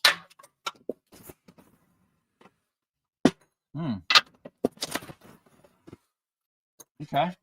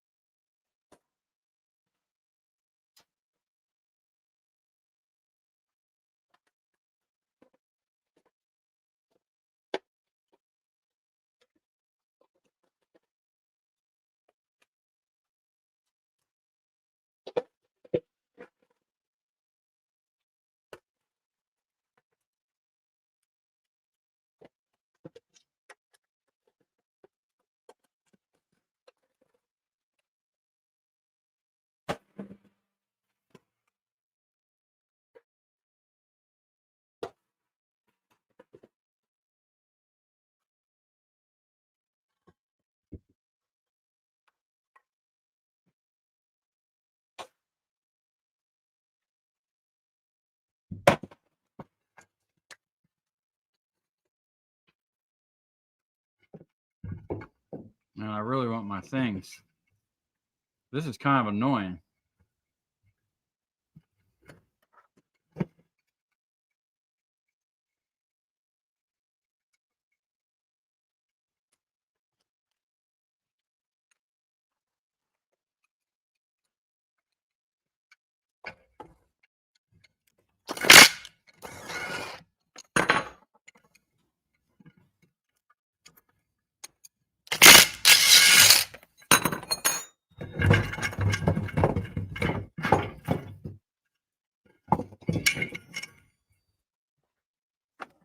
Get a nice little chunk of #1 insulate.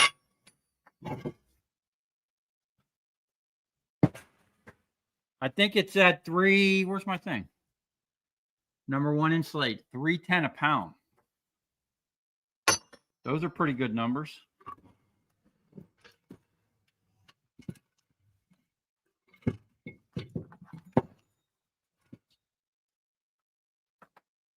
Yeah, we'll probably strip all that.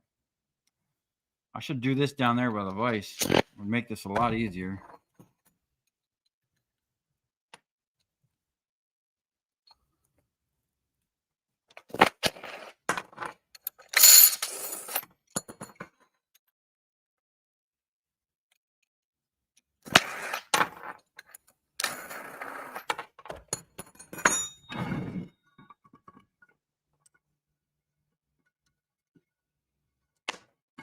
Now, this is like some real tedious stuff.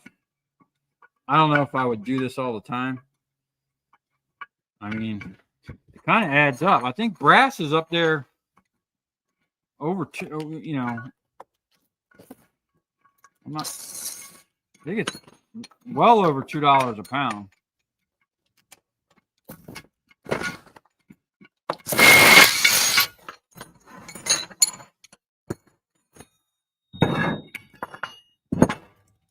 We're using scrap to help get our scrap. You got to be resourceful. When you want every pound, I have a hard time letting any type of non-ferrous go to the steel yard like that. I could probably just sell it as shred, but I kind of want to burn it in the incinerator because I'm a pyro, which I will be setting up. That whole line over there will be getting cleaned up when I bring that Kubota back over here, because I'm going to probably hold it for about a week so I can, now that I've been here and been moving around, I kind of know where I want some things to be, and I'm going to move a bunch of stuff around, and we'll have that thing up and running. Okay.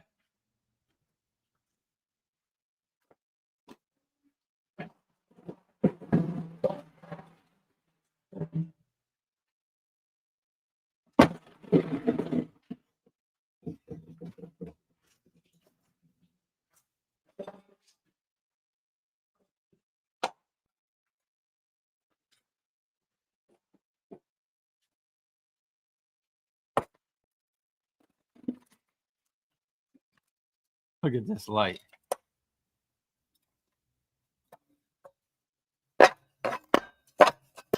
Reminds me of that movie from the 80s with that robot,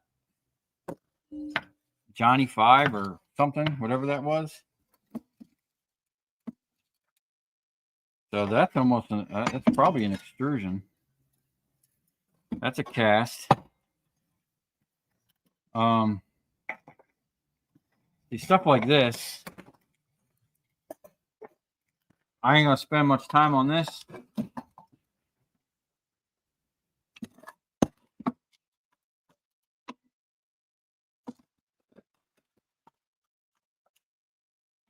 We're just gonna give this a little bit of hammer treatment, knock out the glass, and send it. Really ain't much you can do to this stuff.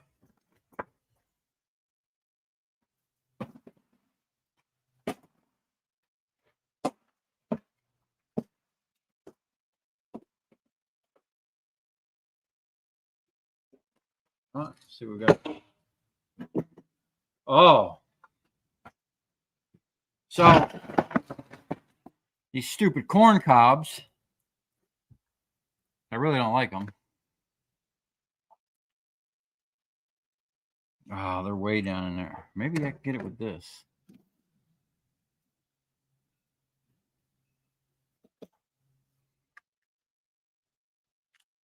No.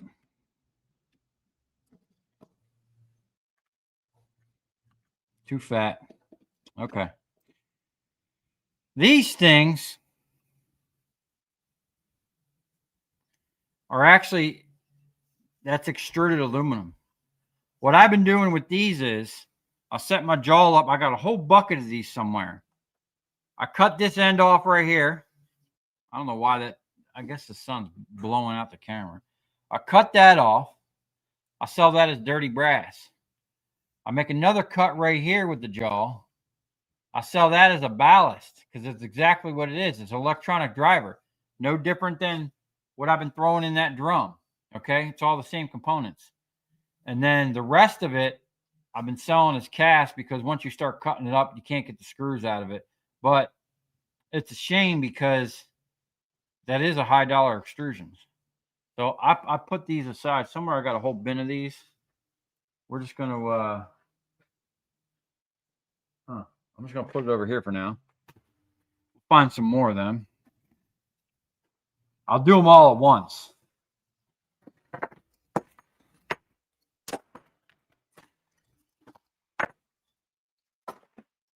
Oh, that's right. I keep getting myself sidetracked. I'm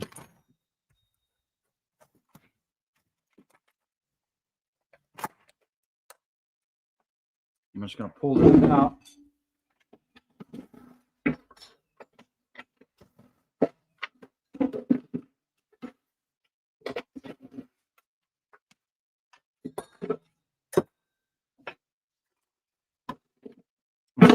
We can fill it with scraps.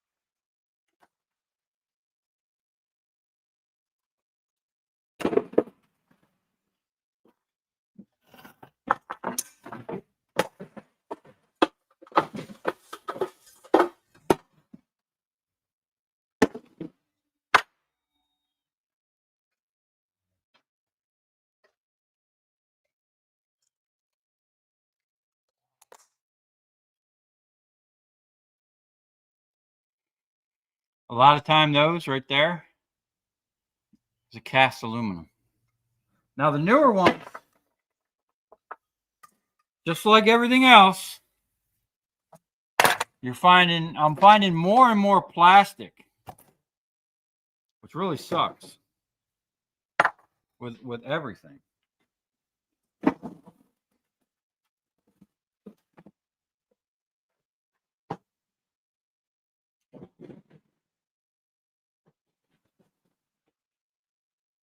Okay.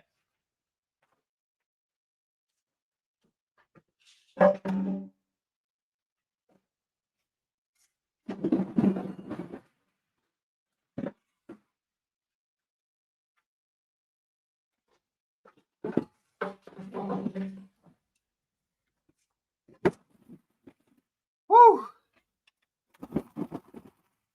Man, that's heavy. Oh, hey. Copper transformer. No wonder it weighs.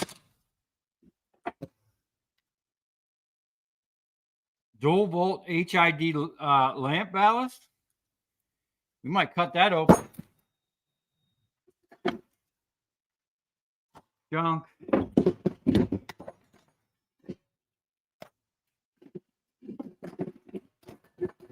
Oh, that's why it's so heavy. But I'm suspicious.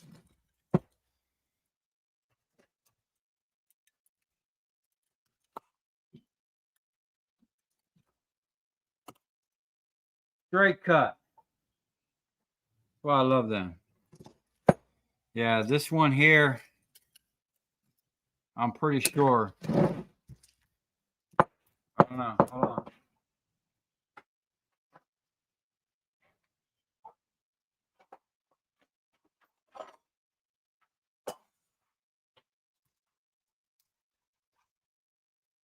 Yeah.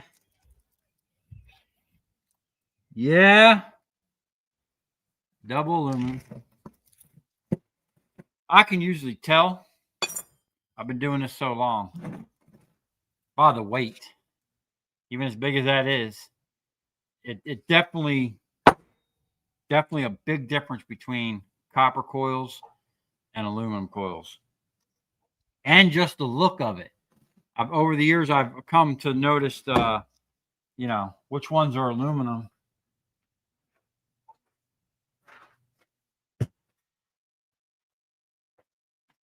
Well, it's always good to have a file on hand. Okay, let's see what we got here. I need another gun is what I need.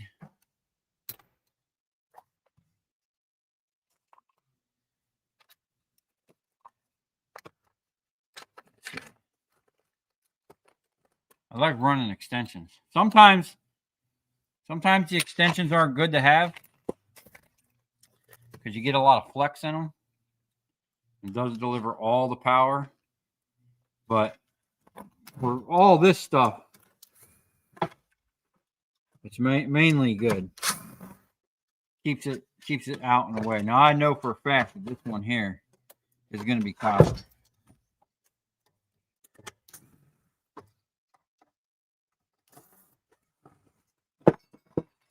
I could just tell by the weight of it. Oh, that's aluminum.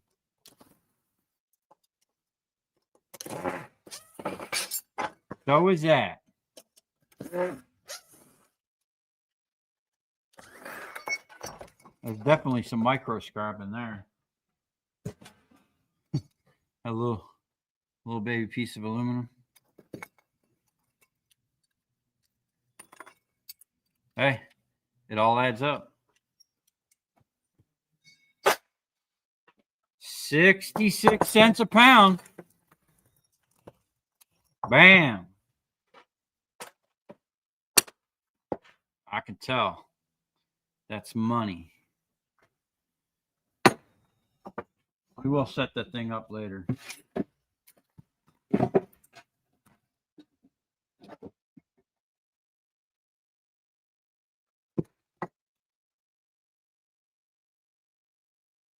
Dag. So they got, I don't know if you can tell, those 4 screws, they have little inserts. I doubt I'll be able to get that out of there. Oh no, it's rubber. I don't know why they do that. I guess they're sealing it.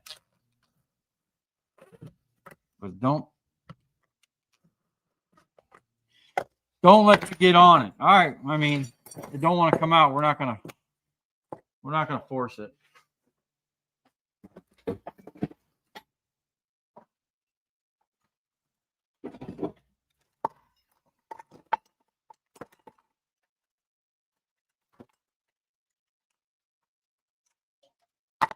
We will crack the glass on those. Now, you know what your ballast is. Sometimes, see these ones here, that's a solid core. If you separated, you're talking $3 a pound versus like $1.15 or $1. What's number 2? $1.15 a pound versus $3.10 a pound.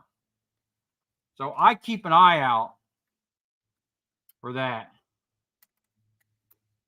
And I sell that as number 1.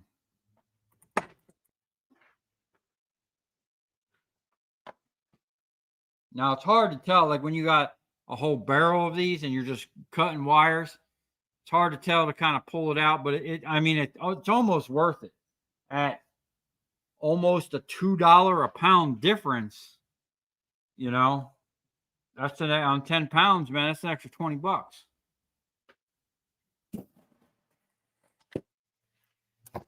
This one here, let's just give it a quick check. Normally, see, that's all number one. Normally, I would take the jaw and munch that up a little bit. Where's my one of my favorite scrapping tools?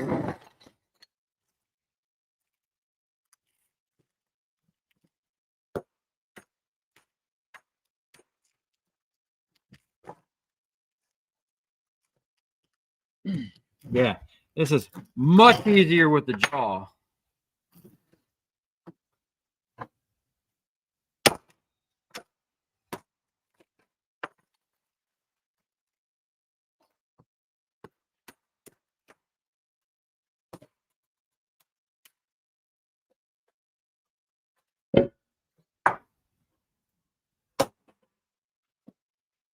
These things are kind of messy. Oh, I got shrapnel shot at my computer. Here, I'll show you. I tried to, I don't know if I can do this without losing everything. Tried to shield my computer in a little box. And I put a towel underneath of it so it doesn't get the shock of me beating on stuff with the hammer.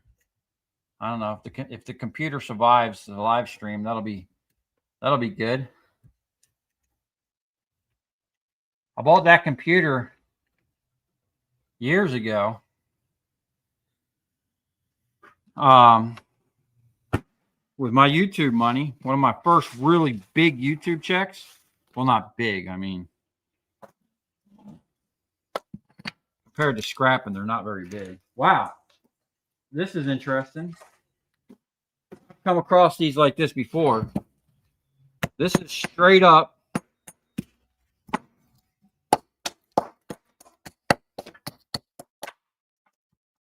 and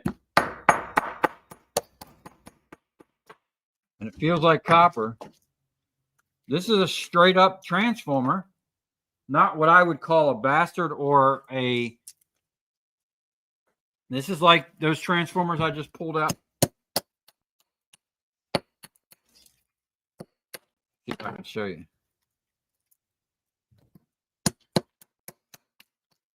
I know I wouldn't even go this far. I would just go throw it in the machine. That's a straight up regular transformer. It's got the close welds here, the wide welds here.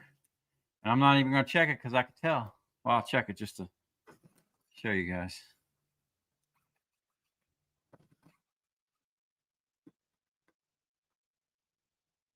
That's double copper. You can feel the weight, man. You can feel the money. Okay.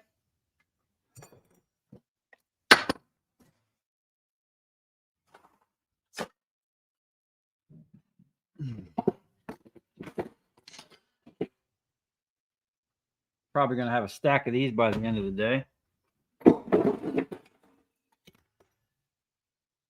Whew. I'm getting hungry.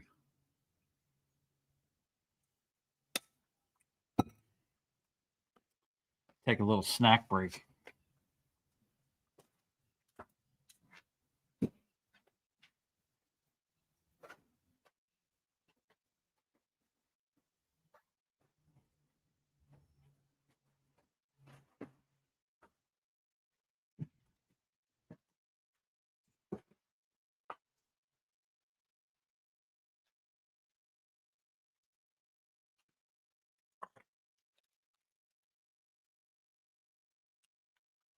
I hate onions, but I love these chips. Now, for years, you couldn't get Hers potato chips down in Florida. My mom used to send me bags, like a box of these things. Let me see here.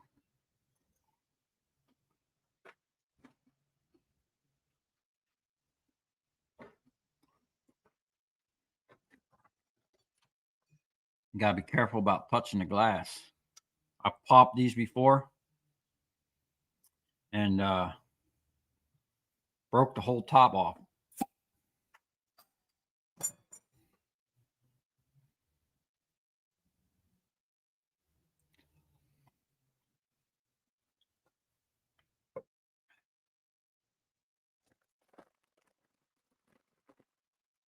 Wow, we got 126 people in here. Holy crap.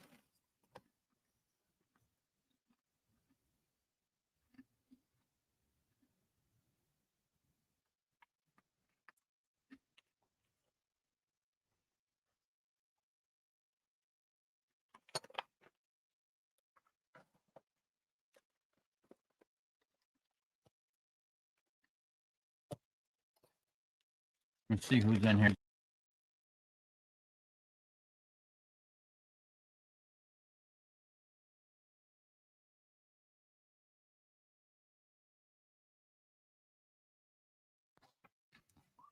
How long has my mic been muted?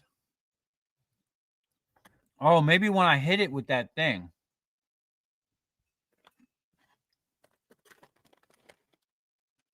What's up, Leanne? Didn't I send you tasty cakes too? Yeah, we get tasty cakes now. Now that Wawa came down to South Florida, or Florida in general, I guess.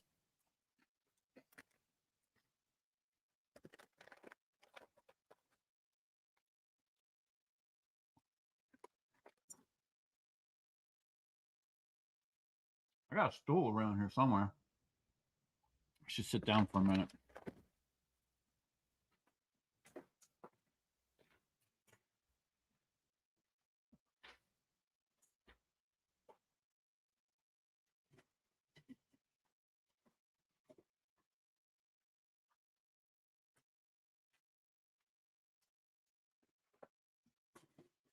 There we go. I didn't realize how many chairs and stools I had in my shop. Holy crap.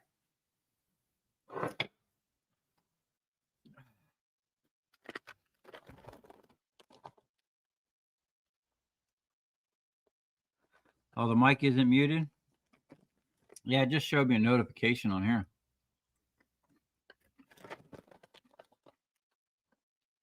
So,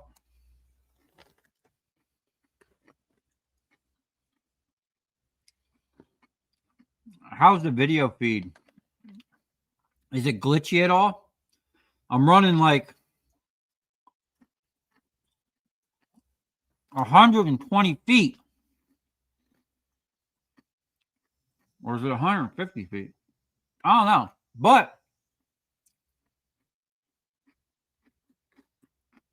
what's up, William?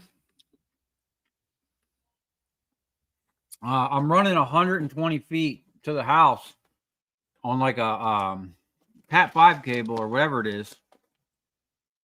And I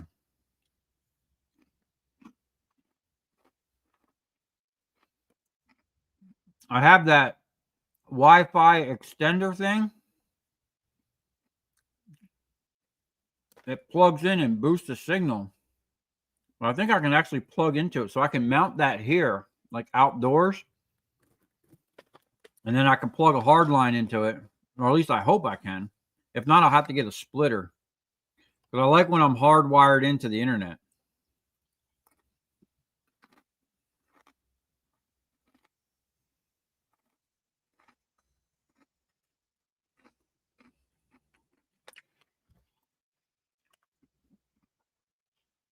Mr. Sparky, hey man, thanks for the 10 euros. Hey Derek, just a little something towards a coffee when you're on the road. Thanks, man. I appreciate that. I was on the road yesterday. It is something to get used to. Like all of my customers are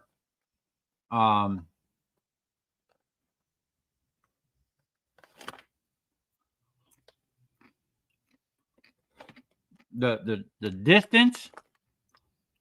I learned real quick that I can't just get up and do something in the morning and then head out to go pick up, I have to prep and whatever if I'm going to like, usually when I head south, I want to go to the scrap yard first.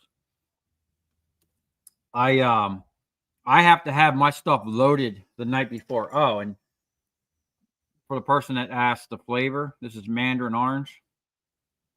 I usually get these when I get tacos. My wife made some awesome tacos yesterday and the day before. The day before, she made an awesome brisket.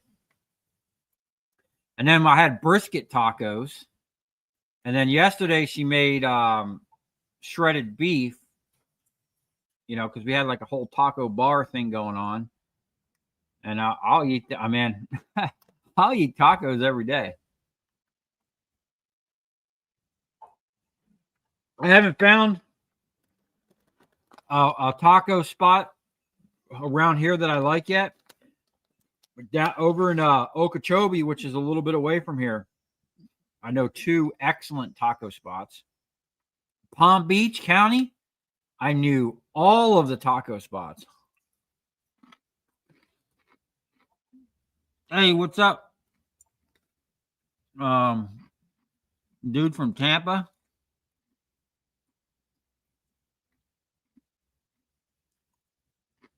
Oh, kind of bright with the sun. I wonder if I can put a filter on this or something. Or maybe I'll just... I went live at noon and the sun was like right above me. What about pork roll? What's the debate on that? They call it pork roll and they call it something else. Canadian bacon or pork roll or something. I used to love that. I don't eat meat much. Every once in a while, I have bacon or pepperoni. Pepperoni pizza is my favorite, but my wife don't eat pork. And I was never a big pork eater myself. Keep the chairs and stools for when we visit. I can sit and help you do stuff. Okay, thanks, Mom.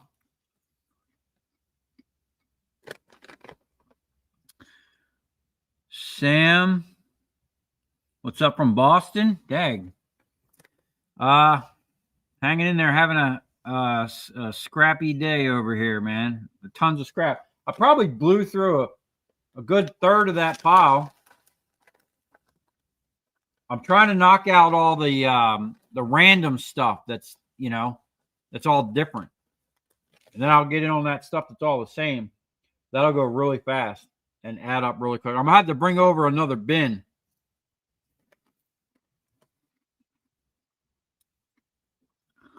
Cold and windy in Toms River, New Jersey today. Toms River, that's right, I think a little north of where I grew up. My mom would know. It is kind of windy today over here. Who's that? Joe?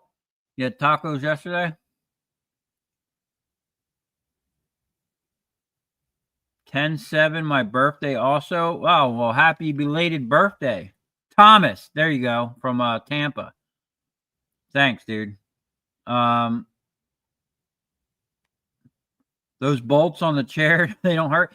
Now, Steve, I left and I came back. I guess Steve broke the chair or whatever, and then he put these giant bolts on it. They're like sunken down in there. You can feel them, but they don't hurt.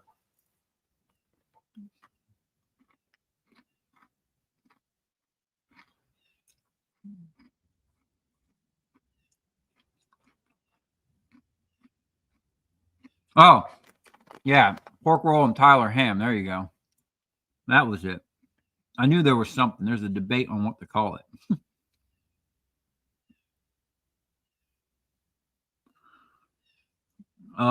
Joe, Dorda, it's kind of hard to see. I'm far away from my thing. You sent me something to my P.O. box. Arriving today. Keep up with the good work. Well, thank you, man. I appreciate it. Windy in Connecticut. Wow. Warm and sunny in Southern California. That's why I left South Jersey. Yeah, when I left Jersey and I came down to South Florida, man, I was like, yeah, I don't know about going back to that cold state.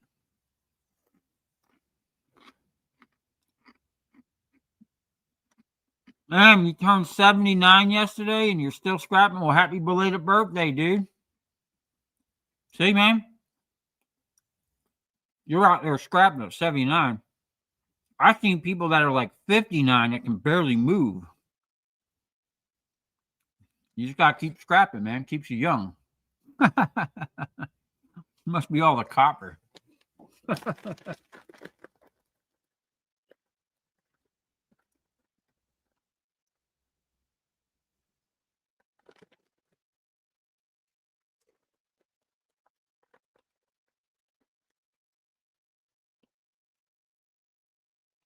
Oh, I always say, I know I do these live streams like last minute, but I can host a bunch of people on here.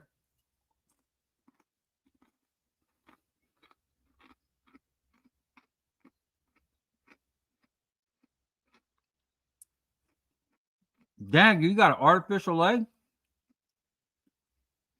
Man, are you the one that scraps with a trailer on a bike or something? Or made a little trailer?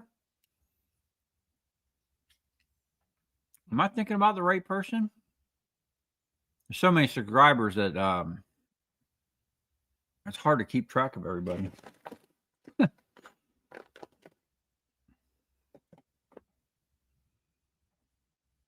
No?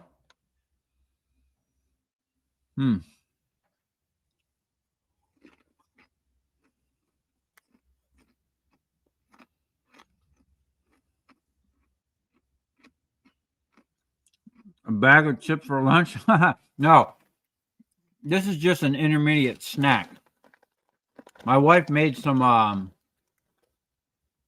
have some egg salad up in the refrigerator when I get really hungry. What time is it? 2:30? Yeah. I always eat lunch late.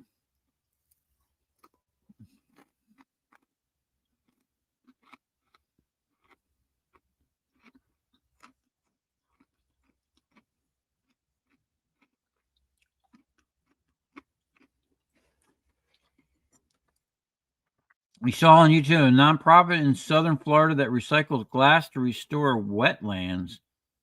Maybe an option for your glass waste. You know, I might have looked into that.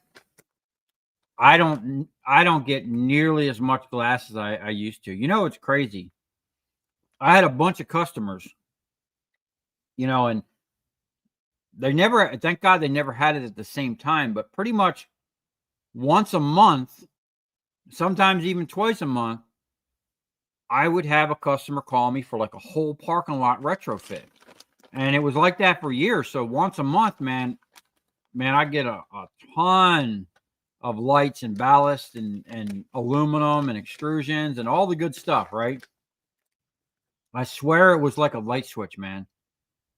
All of them, it just stopped. Like overnight, it just stopped. And I'm not gonna lie, man, it was really tough for me in that shop the last year. It just my main source of income disappeared because they weren't maintaining those parking lots anymore, and I wasn't getting whole parking lots. You know, I might make like anywhere from $2 to $4 grand off of a parking lot, and I could do that usually in a day or two. Big $4 grand, it'd be a 2-day deal. Picking them up and then processing them the next day. So I mean, maybe a third day involved with going to sell it. But I was always selling it with other stuff and taking big trailer loads. I mean, in my earlier videos, man, I'd be strapping down those trailers full of lights. I haven't had a trailer full of lights like that in probably a year. It kind of sucks, but when one door closes, another door opens. This place I'm going tomorrow, I want to try to get a look at their hammer mill.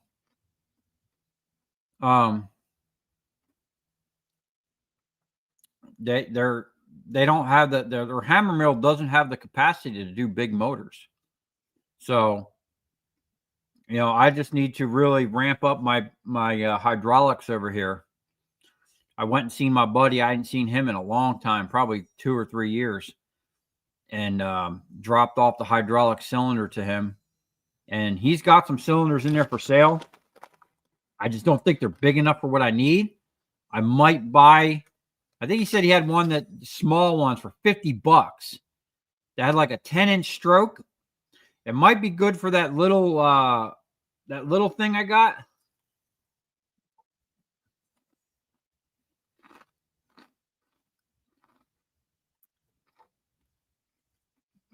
But I don't know. I might buy one just to make a little mini press that's just dedicated with that small 9-inch blade.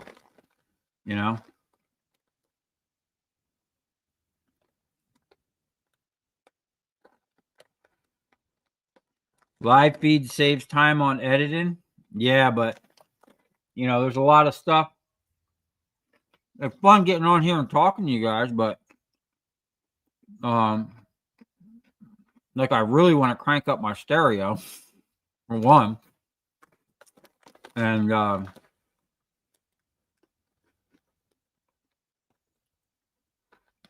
can I buy new gears for the stripper, or you have to have them made at a machine shop? Oh, I'm sure I can probably find gears for it. That's probably a standard set of gears for like those machines. Someone's got to have them. If not, if I couldn't find them gears rather than have someone make them, I would actually like to eliminate them. I think it's dumb. I mean, obviously, that roller, when you send wire through it, you got your gears. When you send the wire through it, it pushes up that top roller. Now your gears, instead of meshing nice and like deep, now they're like up here at the tips. And sometimes that's why I have the one side cranked down all the way. Like I almost would want to take the spring out and just have it solid so it can't move. It just didn't make sense to me to have a gear there. What I'd like to do is, and I might even try to do this if I can find sprockets, I would have to run an idler pulley. I'd have to build a bracket to hold an idler pulley back off it a little bit and run a chain from like where that sprocket is back, and then run another chain forward. That way that thing can open up as much as it wants. Like the other side can open up as much because there's the chain there. It lets that thing just go like this nonstop, when you're running that wire through there. And I might even just do that. I can probably get by with the other stripper for now. And I might be able to, I think I can take, I mean, in a worst case scenario, you couldn't get nothing. I could pull them gears off and grind them and flip them, grind them open a little bit so that they'll mesh back in there, and just flip them over. And I might do that until I can find some sprockets and some chains and do away with that dumb setup they have.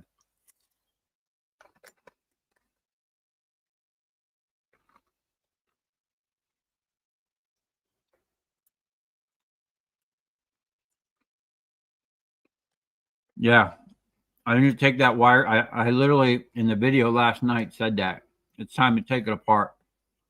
Matter of fact, when I moved into my other shop, you go way, way back and watch my videos where I was working under the other carport. We've upgraded. This is an RV port, I guess. If you watch those videos, the machine was blue and yellow. I'm literally looking at the guards are under this table. I got a guard, the 2 guard or all the guards, and another set of blades that came with it. But it was like blue and rusty. When I moved into my shop, I took the whole thing apart, polished it, painted it, made it look brand new. Burned up the motor about, I don't know, a month later, and then put a bigger motor on it. Or use a different gear ratio. Well, I can't use a different gear ratio because it's got to be a 1-to-1, because that bottom one is what drives the top back roller, which has a chain connected, which drives the top front roller. So it's actually driving the back bottom roller is driving, 2 other rollers.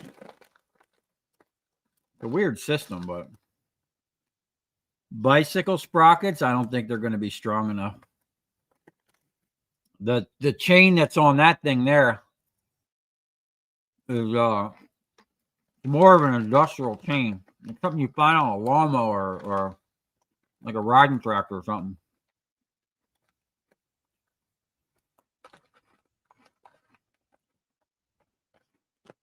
Okay. We're down to crumbs.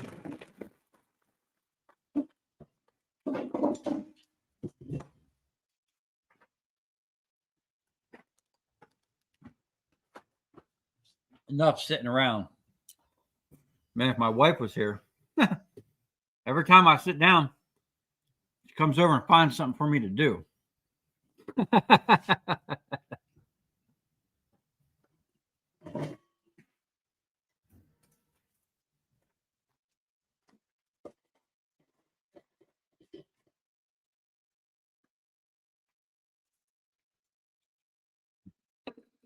Okay. Let's see, where were we?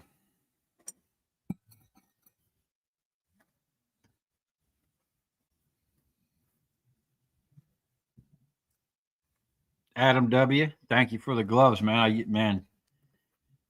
When I use them, they're great.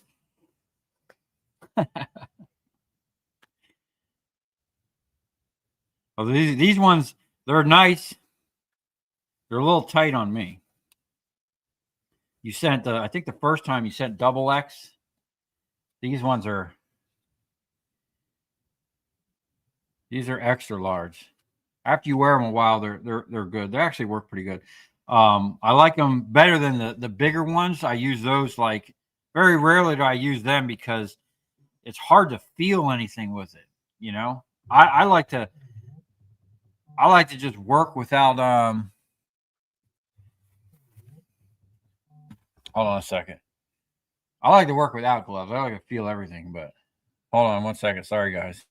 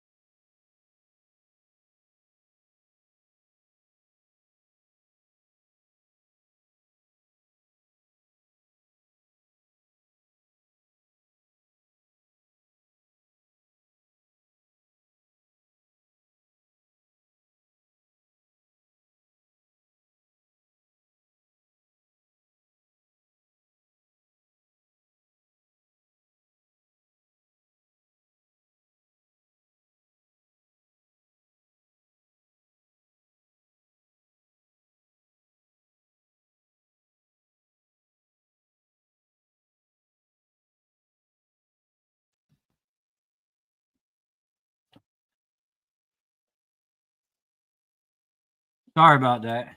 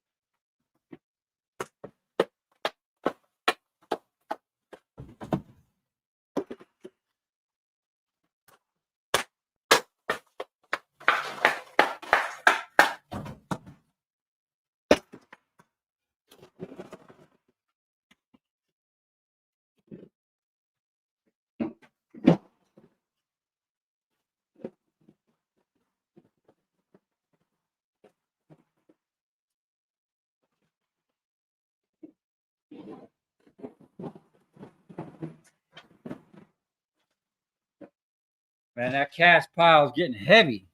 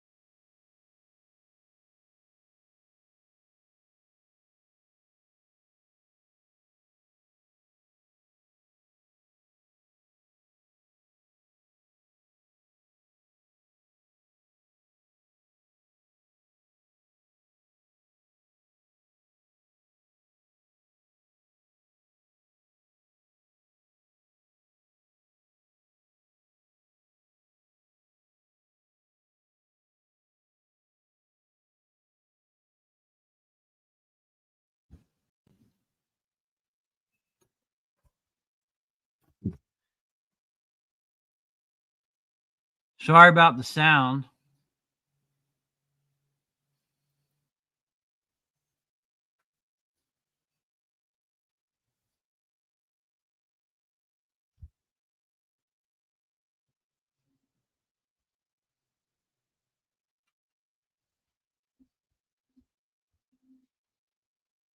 We got sound now?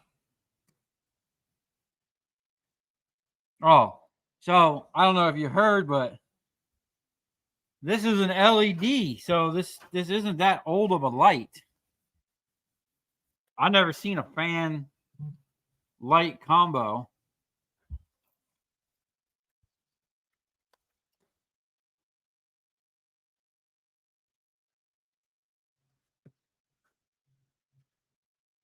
Doesn't look like there's much here other than a little fan motor.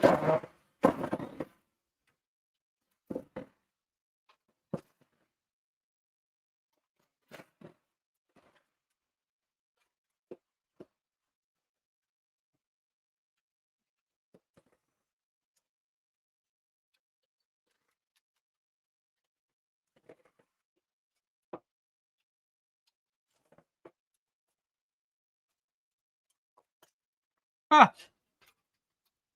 That's about the tiniest fan motor. Cast. So far, 2 pieces of cast. Yeah, I think I'm going to pass these along.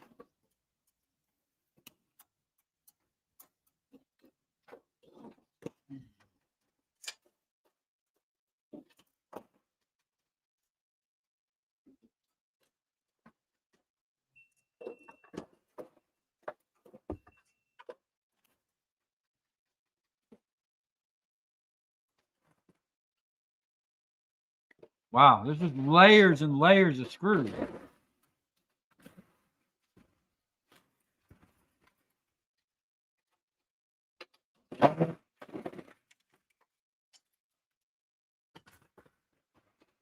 There's some cast. Ah, flatheads.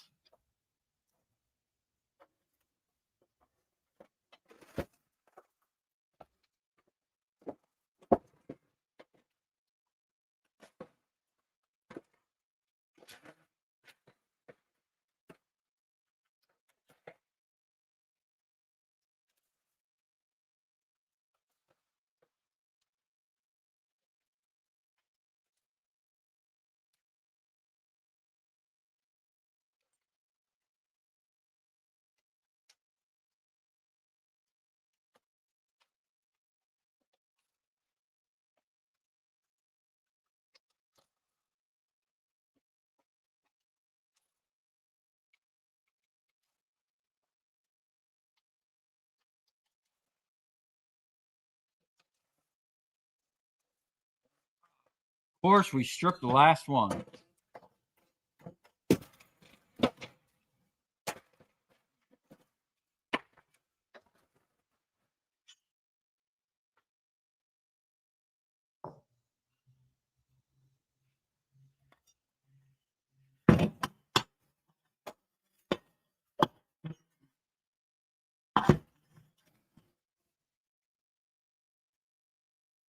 Yeah, I'm not too sure these are worth messing with. And I kind of knew that when I picked them up. I just when it comes to like steel, the 2x4 inlays, any type of iron, steel, I don't buy it. I just take it. These I threw in that category because I was pretty sure they weren't going to be worth it. And I'm pretty sure I was right. The amount of time taking this apart, if this was stainless steel, that would be one thing. I think that rim in there is aluminum, which we might be able to get to with the grinder. Or maybe will this cut it? Oh, yeah. That might be at the limit of what these things are good for.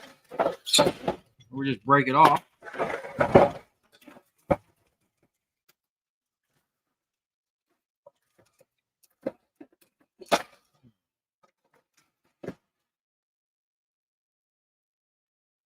Let me get that to focus. LEDs. We got the sun coming in, just blowing out.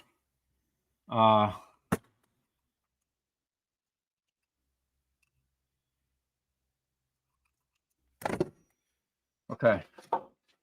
Yeah, the rest of this is just sheet metal. I don't know if that's worth my time dealing with that. That was a lot of unscrewing for basically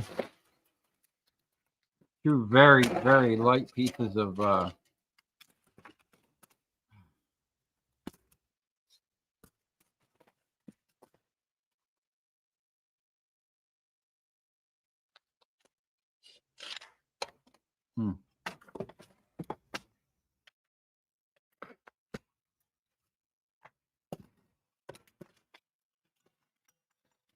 Okay. Yeah. I don't know about that. I got 4 of those.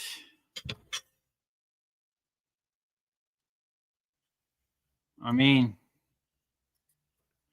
maybe later I'll do a comparison. Where's my scale? Because I'll sell that as electric motor just like that. Or the problem is I got to cut that shaft off. I get the shaft off.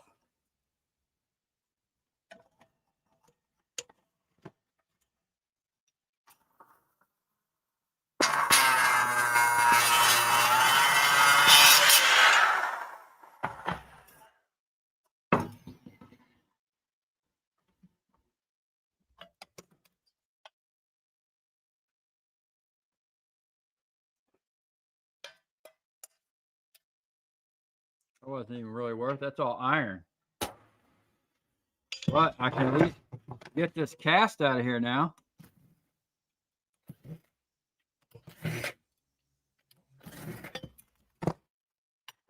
But of all that,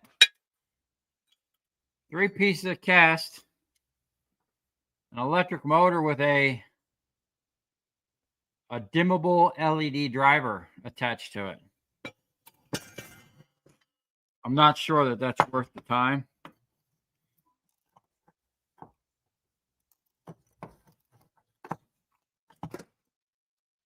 Especially like 4 more of them.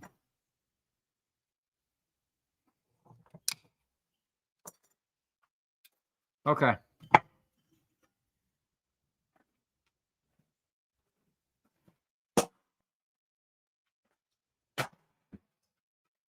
Those really, really small motors, I don't waste my time with them trying to open them up. I just sell them as electric motors. I just don't feel like they're worth taking apart. There's like 2 little strands of copper in there. Okay, so this.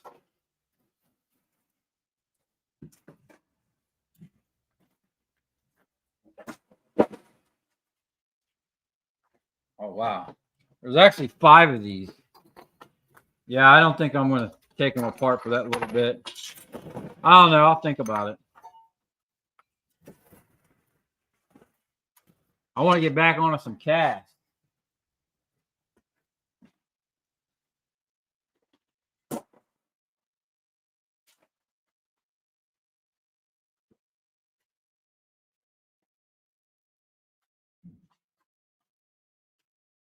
So the guy said that these work.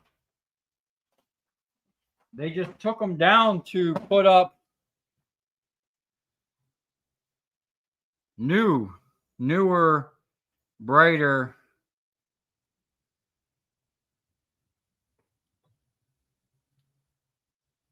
Oh,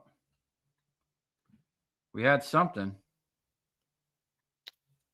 Oh.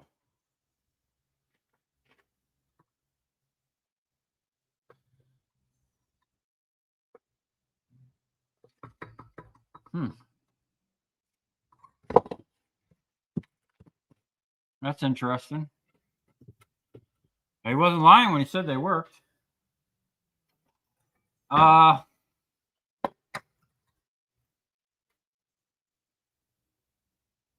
might keep this one.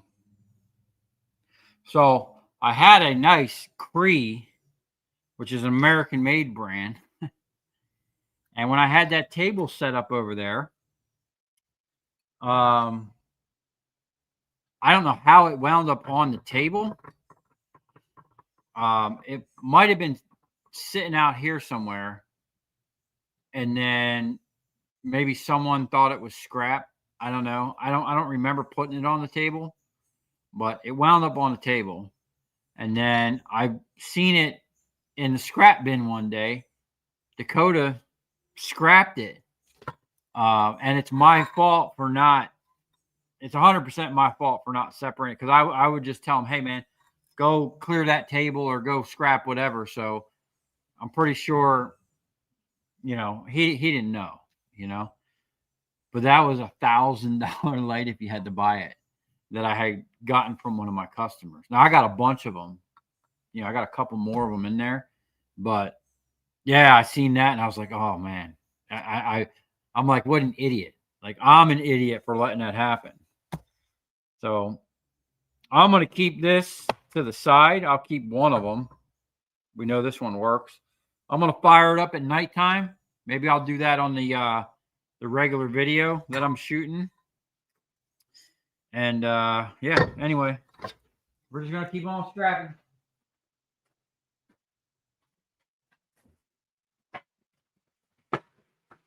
Oh, shoot. I just spilled my thing.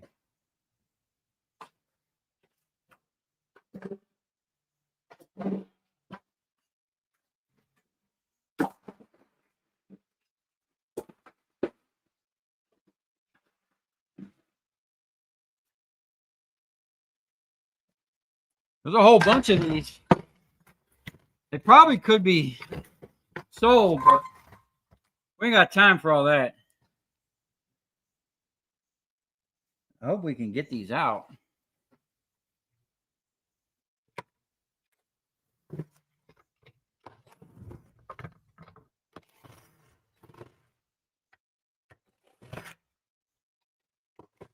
These are like first gen LEDs.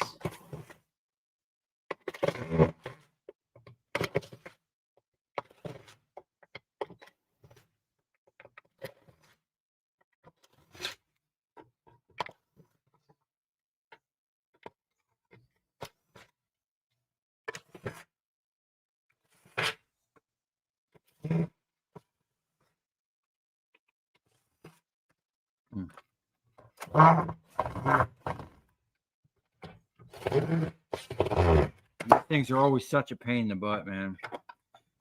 I really do miss the old HID lights, because they were just one, they were worth more. Two, they were actually made to be taken apart and the parts repaired, and you can have your light for 20 years. If this light is 4 or 5 years old, I'd be surprised. And that's about as far as we're going with that. We might pull some of that iron off the back here.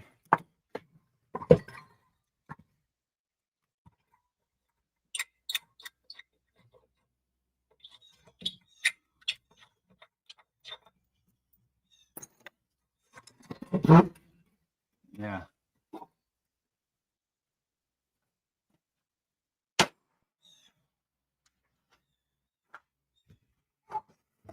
See if I can't find some more of these.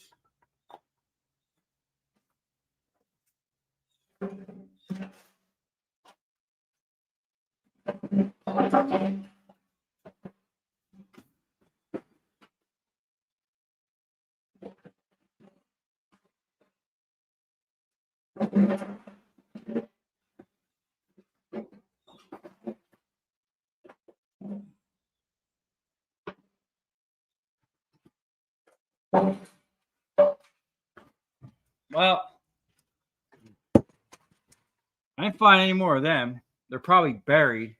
But I just did find a pile of transformers.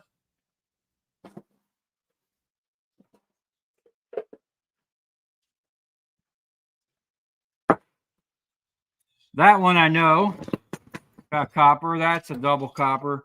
This one is suspect. We'll check that one.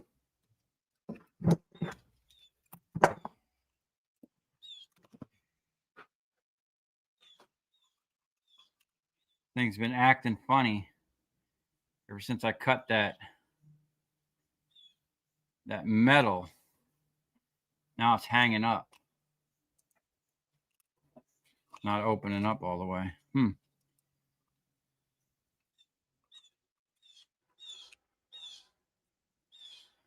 I guess it was kind of thick. I am kind of hard on tools. Oh, that's going to be annoying. These were cutting so good.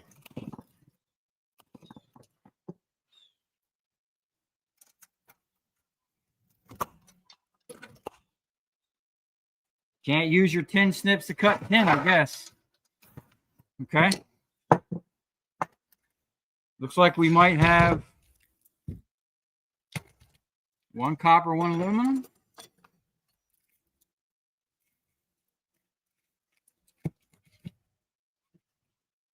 Yep. Okay. She's a keeper.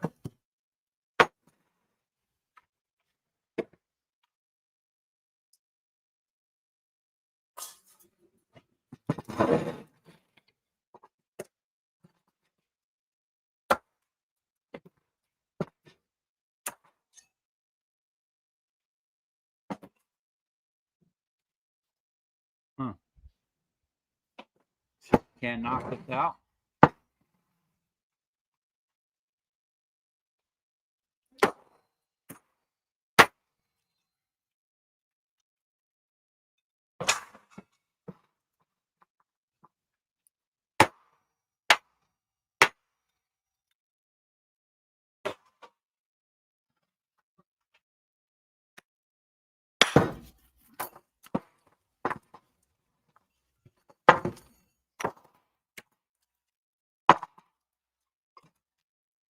Two coppers, one aluminum.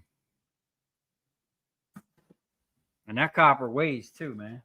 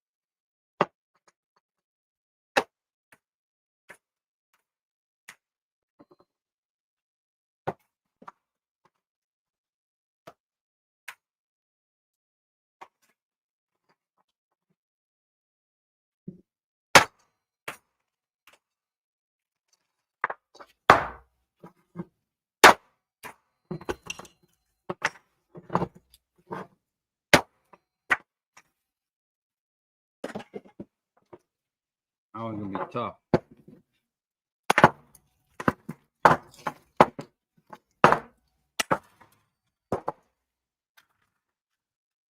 Double copper. Okay. I didn't really want to be beating on the table that hard.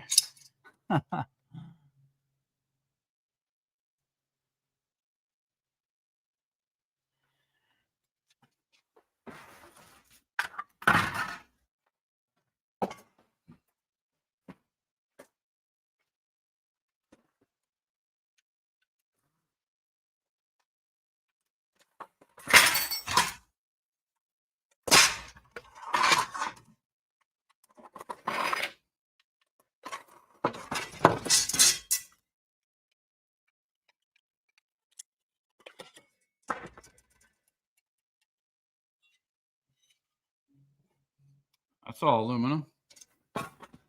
That's all steel. Okay.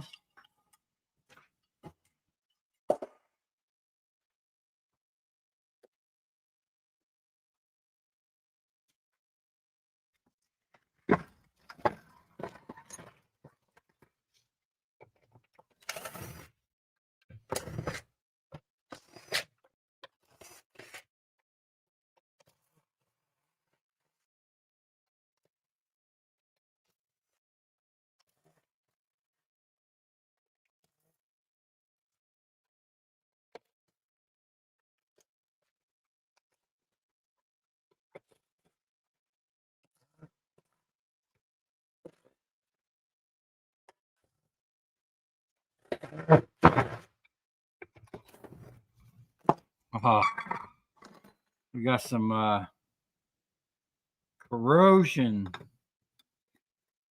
rusty screws.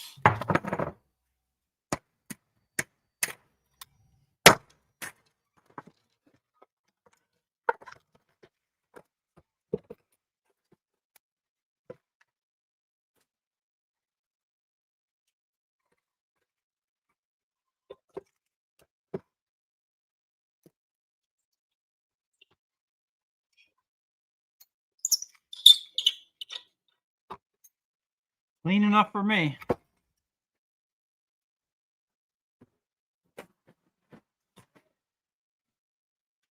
Okay. All right. I got one more thing. The rest of the stuff is pretty much all the same crap. I got one more thing I want to show you guys. This thing, I don't even know if I'm going to be able to get it on the table.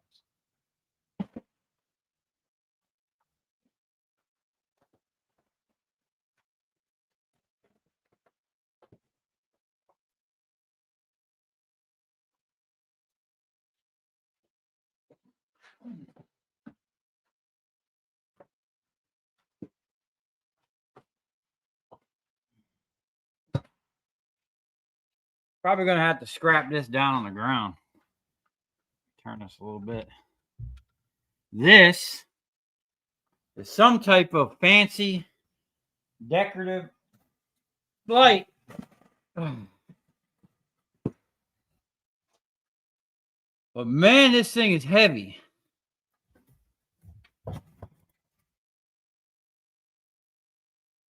I don't know what's going on with this thing, but we're gonna try to chop this thing down a little bit.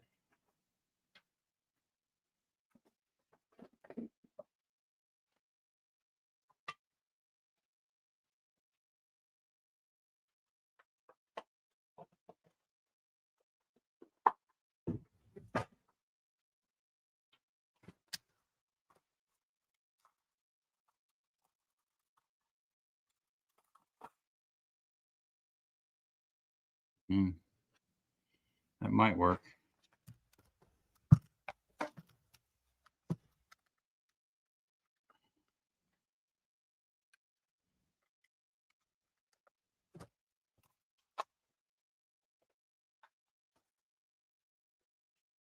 Find my spray real quick.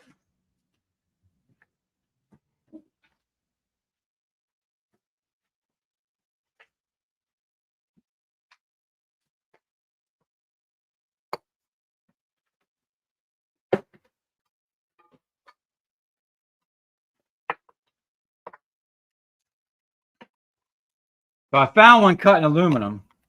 A little bit of WD-40 or any type of lubricant or oil keeps the oh, this thing's messed up. I don't know where my WD-40 is at. Keeps the aluminum from getting stuck down inside the little teeth there.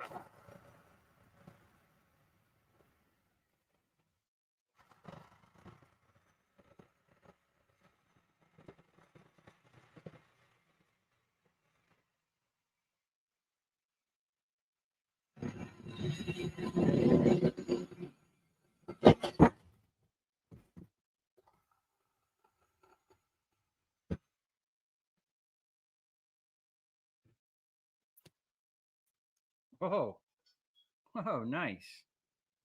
Bonus. Look at this thing, man. This is what your city, your tax dollars supposedly go to. Wonder how. Let's see how much this weighs. That thing's still on? I'm gonna see how much this weighs. Hold on.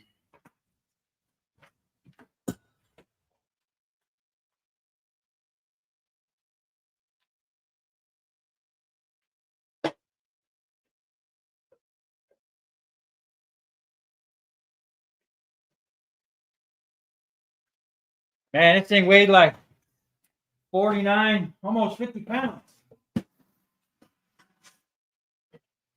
Now, see about the rest of this thing.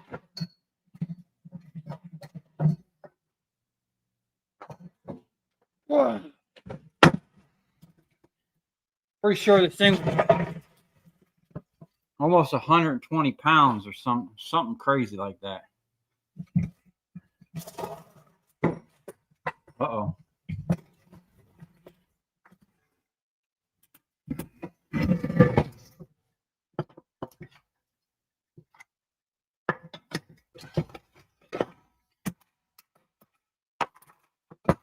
Oh, ha!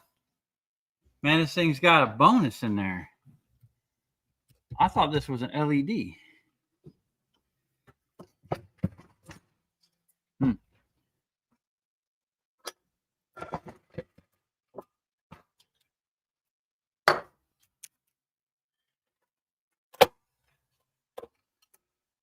I think I can get that there somehow.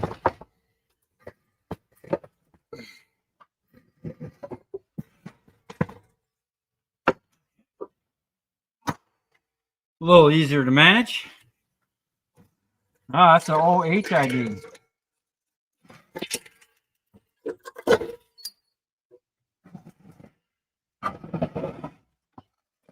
We got what looks to be a copper transfer.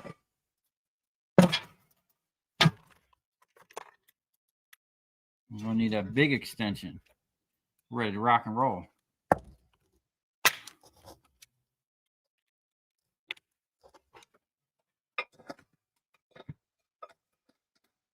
Oh, it's not big enough. Really?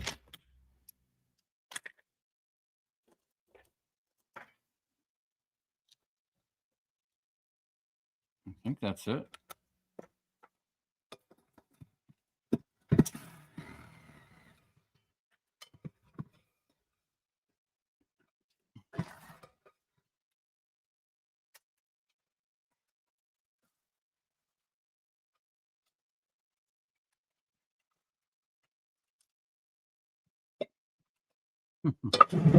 Ha ha.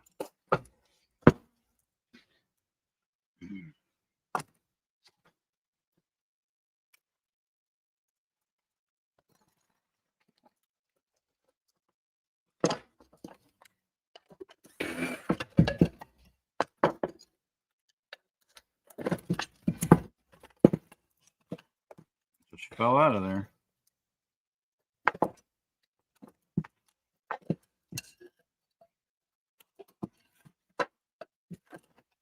Man, I gotta remember where I got this from.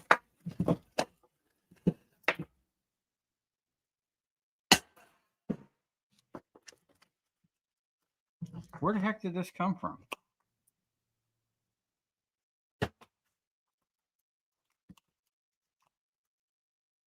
That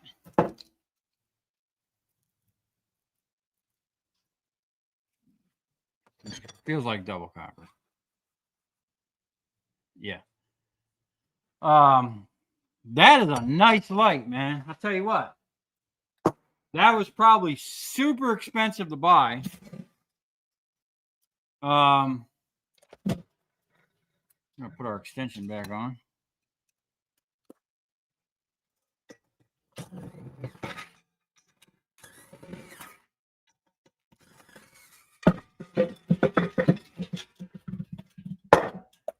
Oh, a lot of times these things here have, well, leave the extension on. They got a little piece of extrusion on there. Well, 3 different size nut drivers. That's why you got to have a lot of drills and a lot of patience.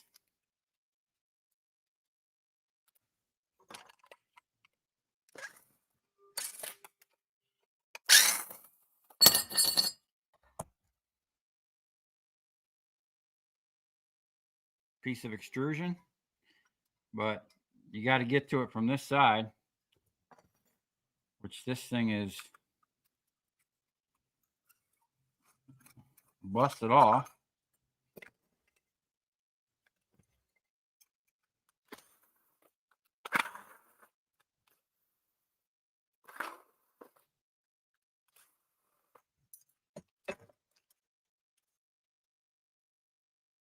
There you have it. That's a cool looking piece, actually. And then more brass. That's clean brass right there. We're getting all the precious metals today.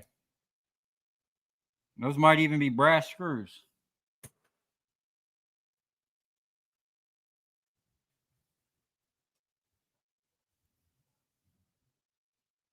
Yep. Brass screws. And sometimes that's brass, sometimes that's stainless. This time it's brass. Bunch of little micro scrapping right there. But, you know, these old HID lights, man, they were full of all kinds of stuff. I'll leave that right in there. That can go.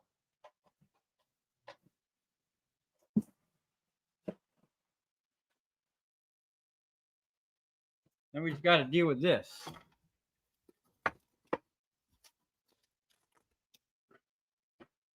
Probably a bunch of nothing in here.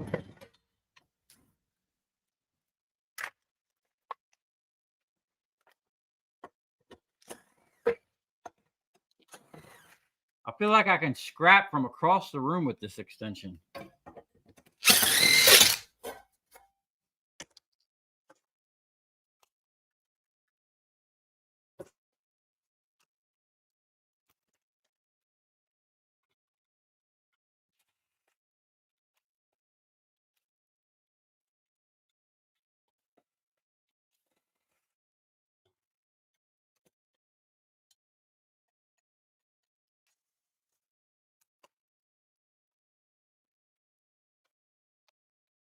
Nice chunk of wire. We got some aluminum. Those are actually pieces of extrusion if you take the wire out of there. We'll have to wait until we get a flat head out here. Now, if this was going to Miami, I would absolutely just leave that, but it's not.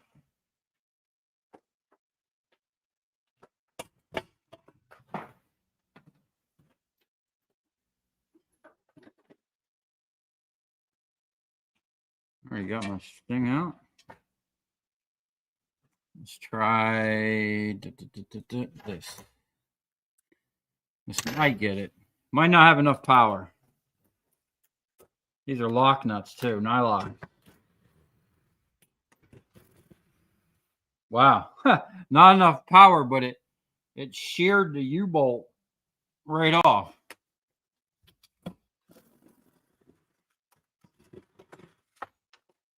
Dag. Huh. Oh, that might be stainless. Sure is. So is that hardware. Okay. Yeah, we broke that one too. That stainless is not that good of stuff, I guess. I got a little stainless pile going. This. Now, some people say that's extrusions.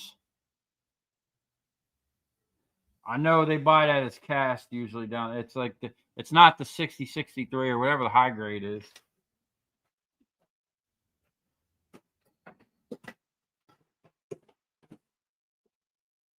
So that'll go on there. That, I think that piece in the middle is aluminum. Pull that stainless out of there if we can. And that's that. That'll go like that. Okay. Well, that little snack actually made me even more hungry. I got to go get a proper lunch. So I'm going to wind this down. If anybody has any comments, questions, suggestions, leave them in the chat. Let's see. 109 watching with 99 likes. Oh, that's awesome, man. So, well, let's see. Can we come down to my level?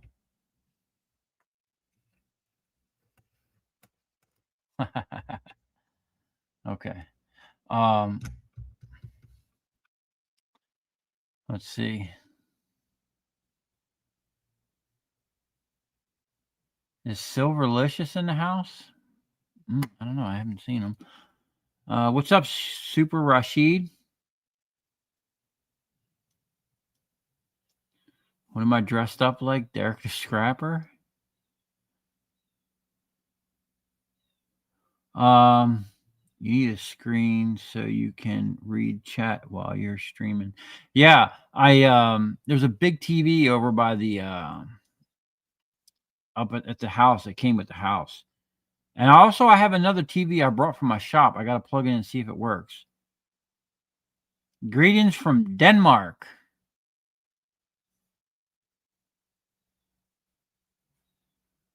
Keep on scrapping. Hi from New Zealand. Well, hey, what's up, Cruiser Mac? See who else is in here. Sorry if I didn't. I just wanted to go live and see how it was going to work out down here. Let me know what you guys think. We don't want music. We'd rather listen to you. Oh, that's nice. I appreciate that. Okay. Well, we're going 3:41, 3 hours and 41 minutes. Wow. Well, we basically filled. Let's see if I can get a little bit of distance on here.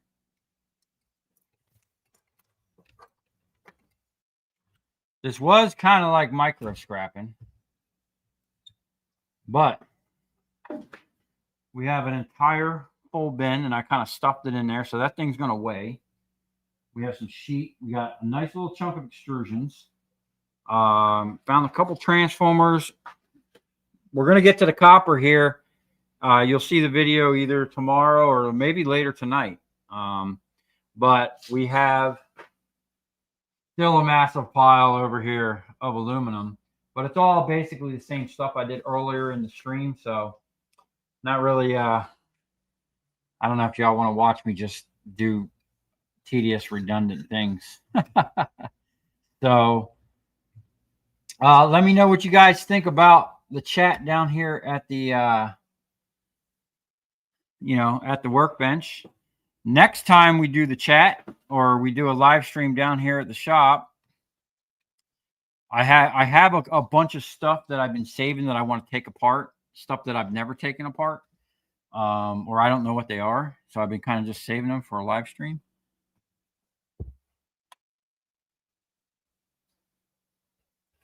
So we'll take apart some other RAM stuff, maybe pull a little bit more copper. I know we didn't do much copper, but I did knock out those transformers by hand. Just to show you that I still can. Just because I got fancy machines don't mean I can't get some work in there. Coming up, I got half my head gone. So again, I want to thank everybody for stopping by the stream. What else we got in here?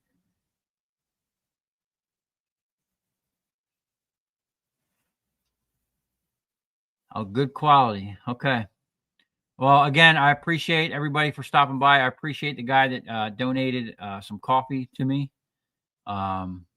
Everybody watching, everybody commenting.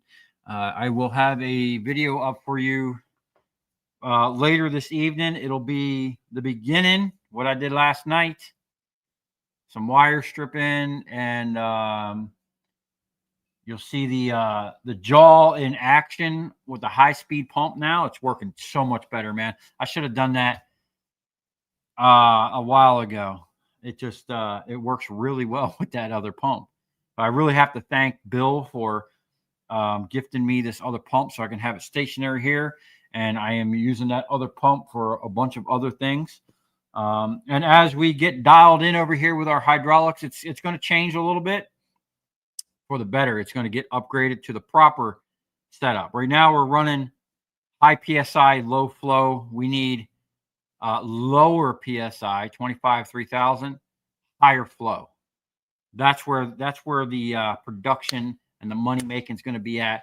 And then we're going to strive for, I don't know if I'll ever be able to get back to how much profit that transformer machine can make in an hour, but we're going to get pretty darn close, you know, and we're going to have fun while we're doing it. So on that note, I really want to thank you all for coming by and hanging out with me for almost 4 hours on this stream on a Friday afternoon.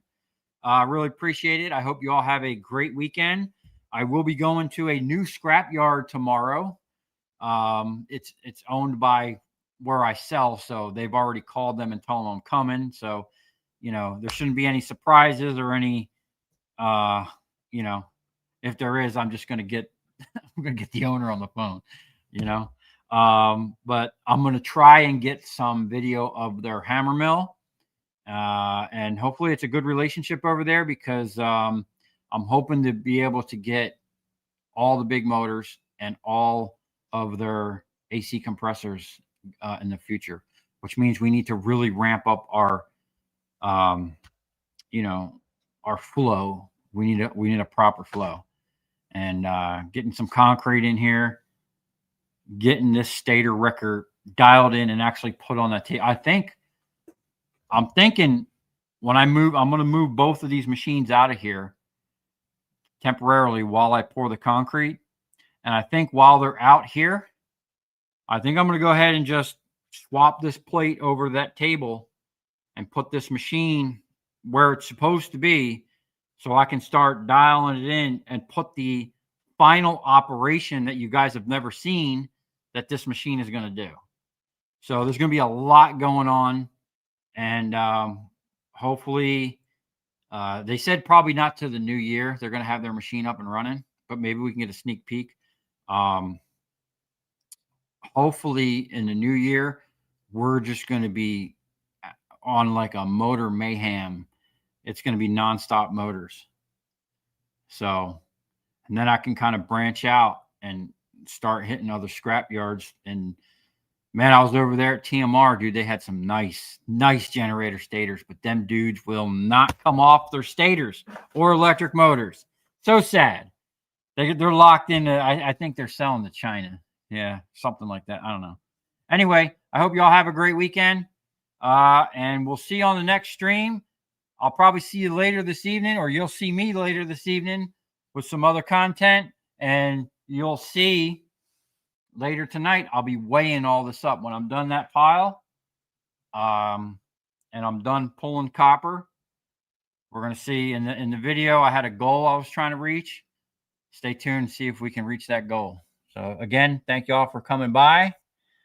And let's see, anybody else in here? Oh, Naples Frank, dude. Sorry, dude, you caught me on the back end. Hopefully we'll catch you on the next one, dude. Y'all have a great weekend and be safe out there. And we'll see you on the next one.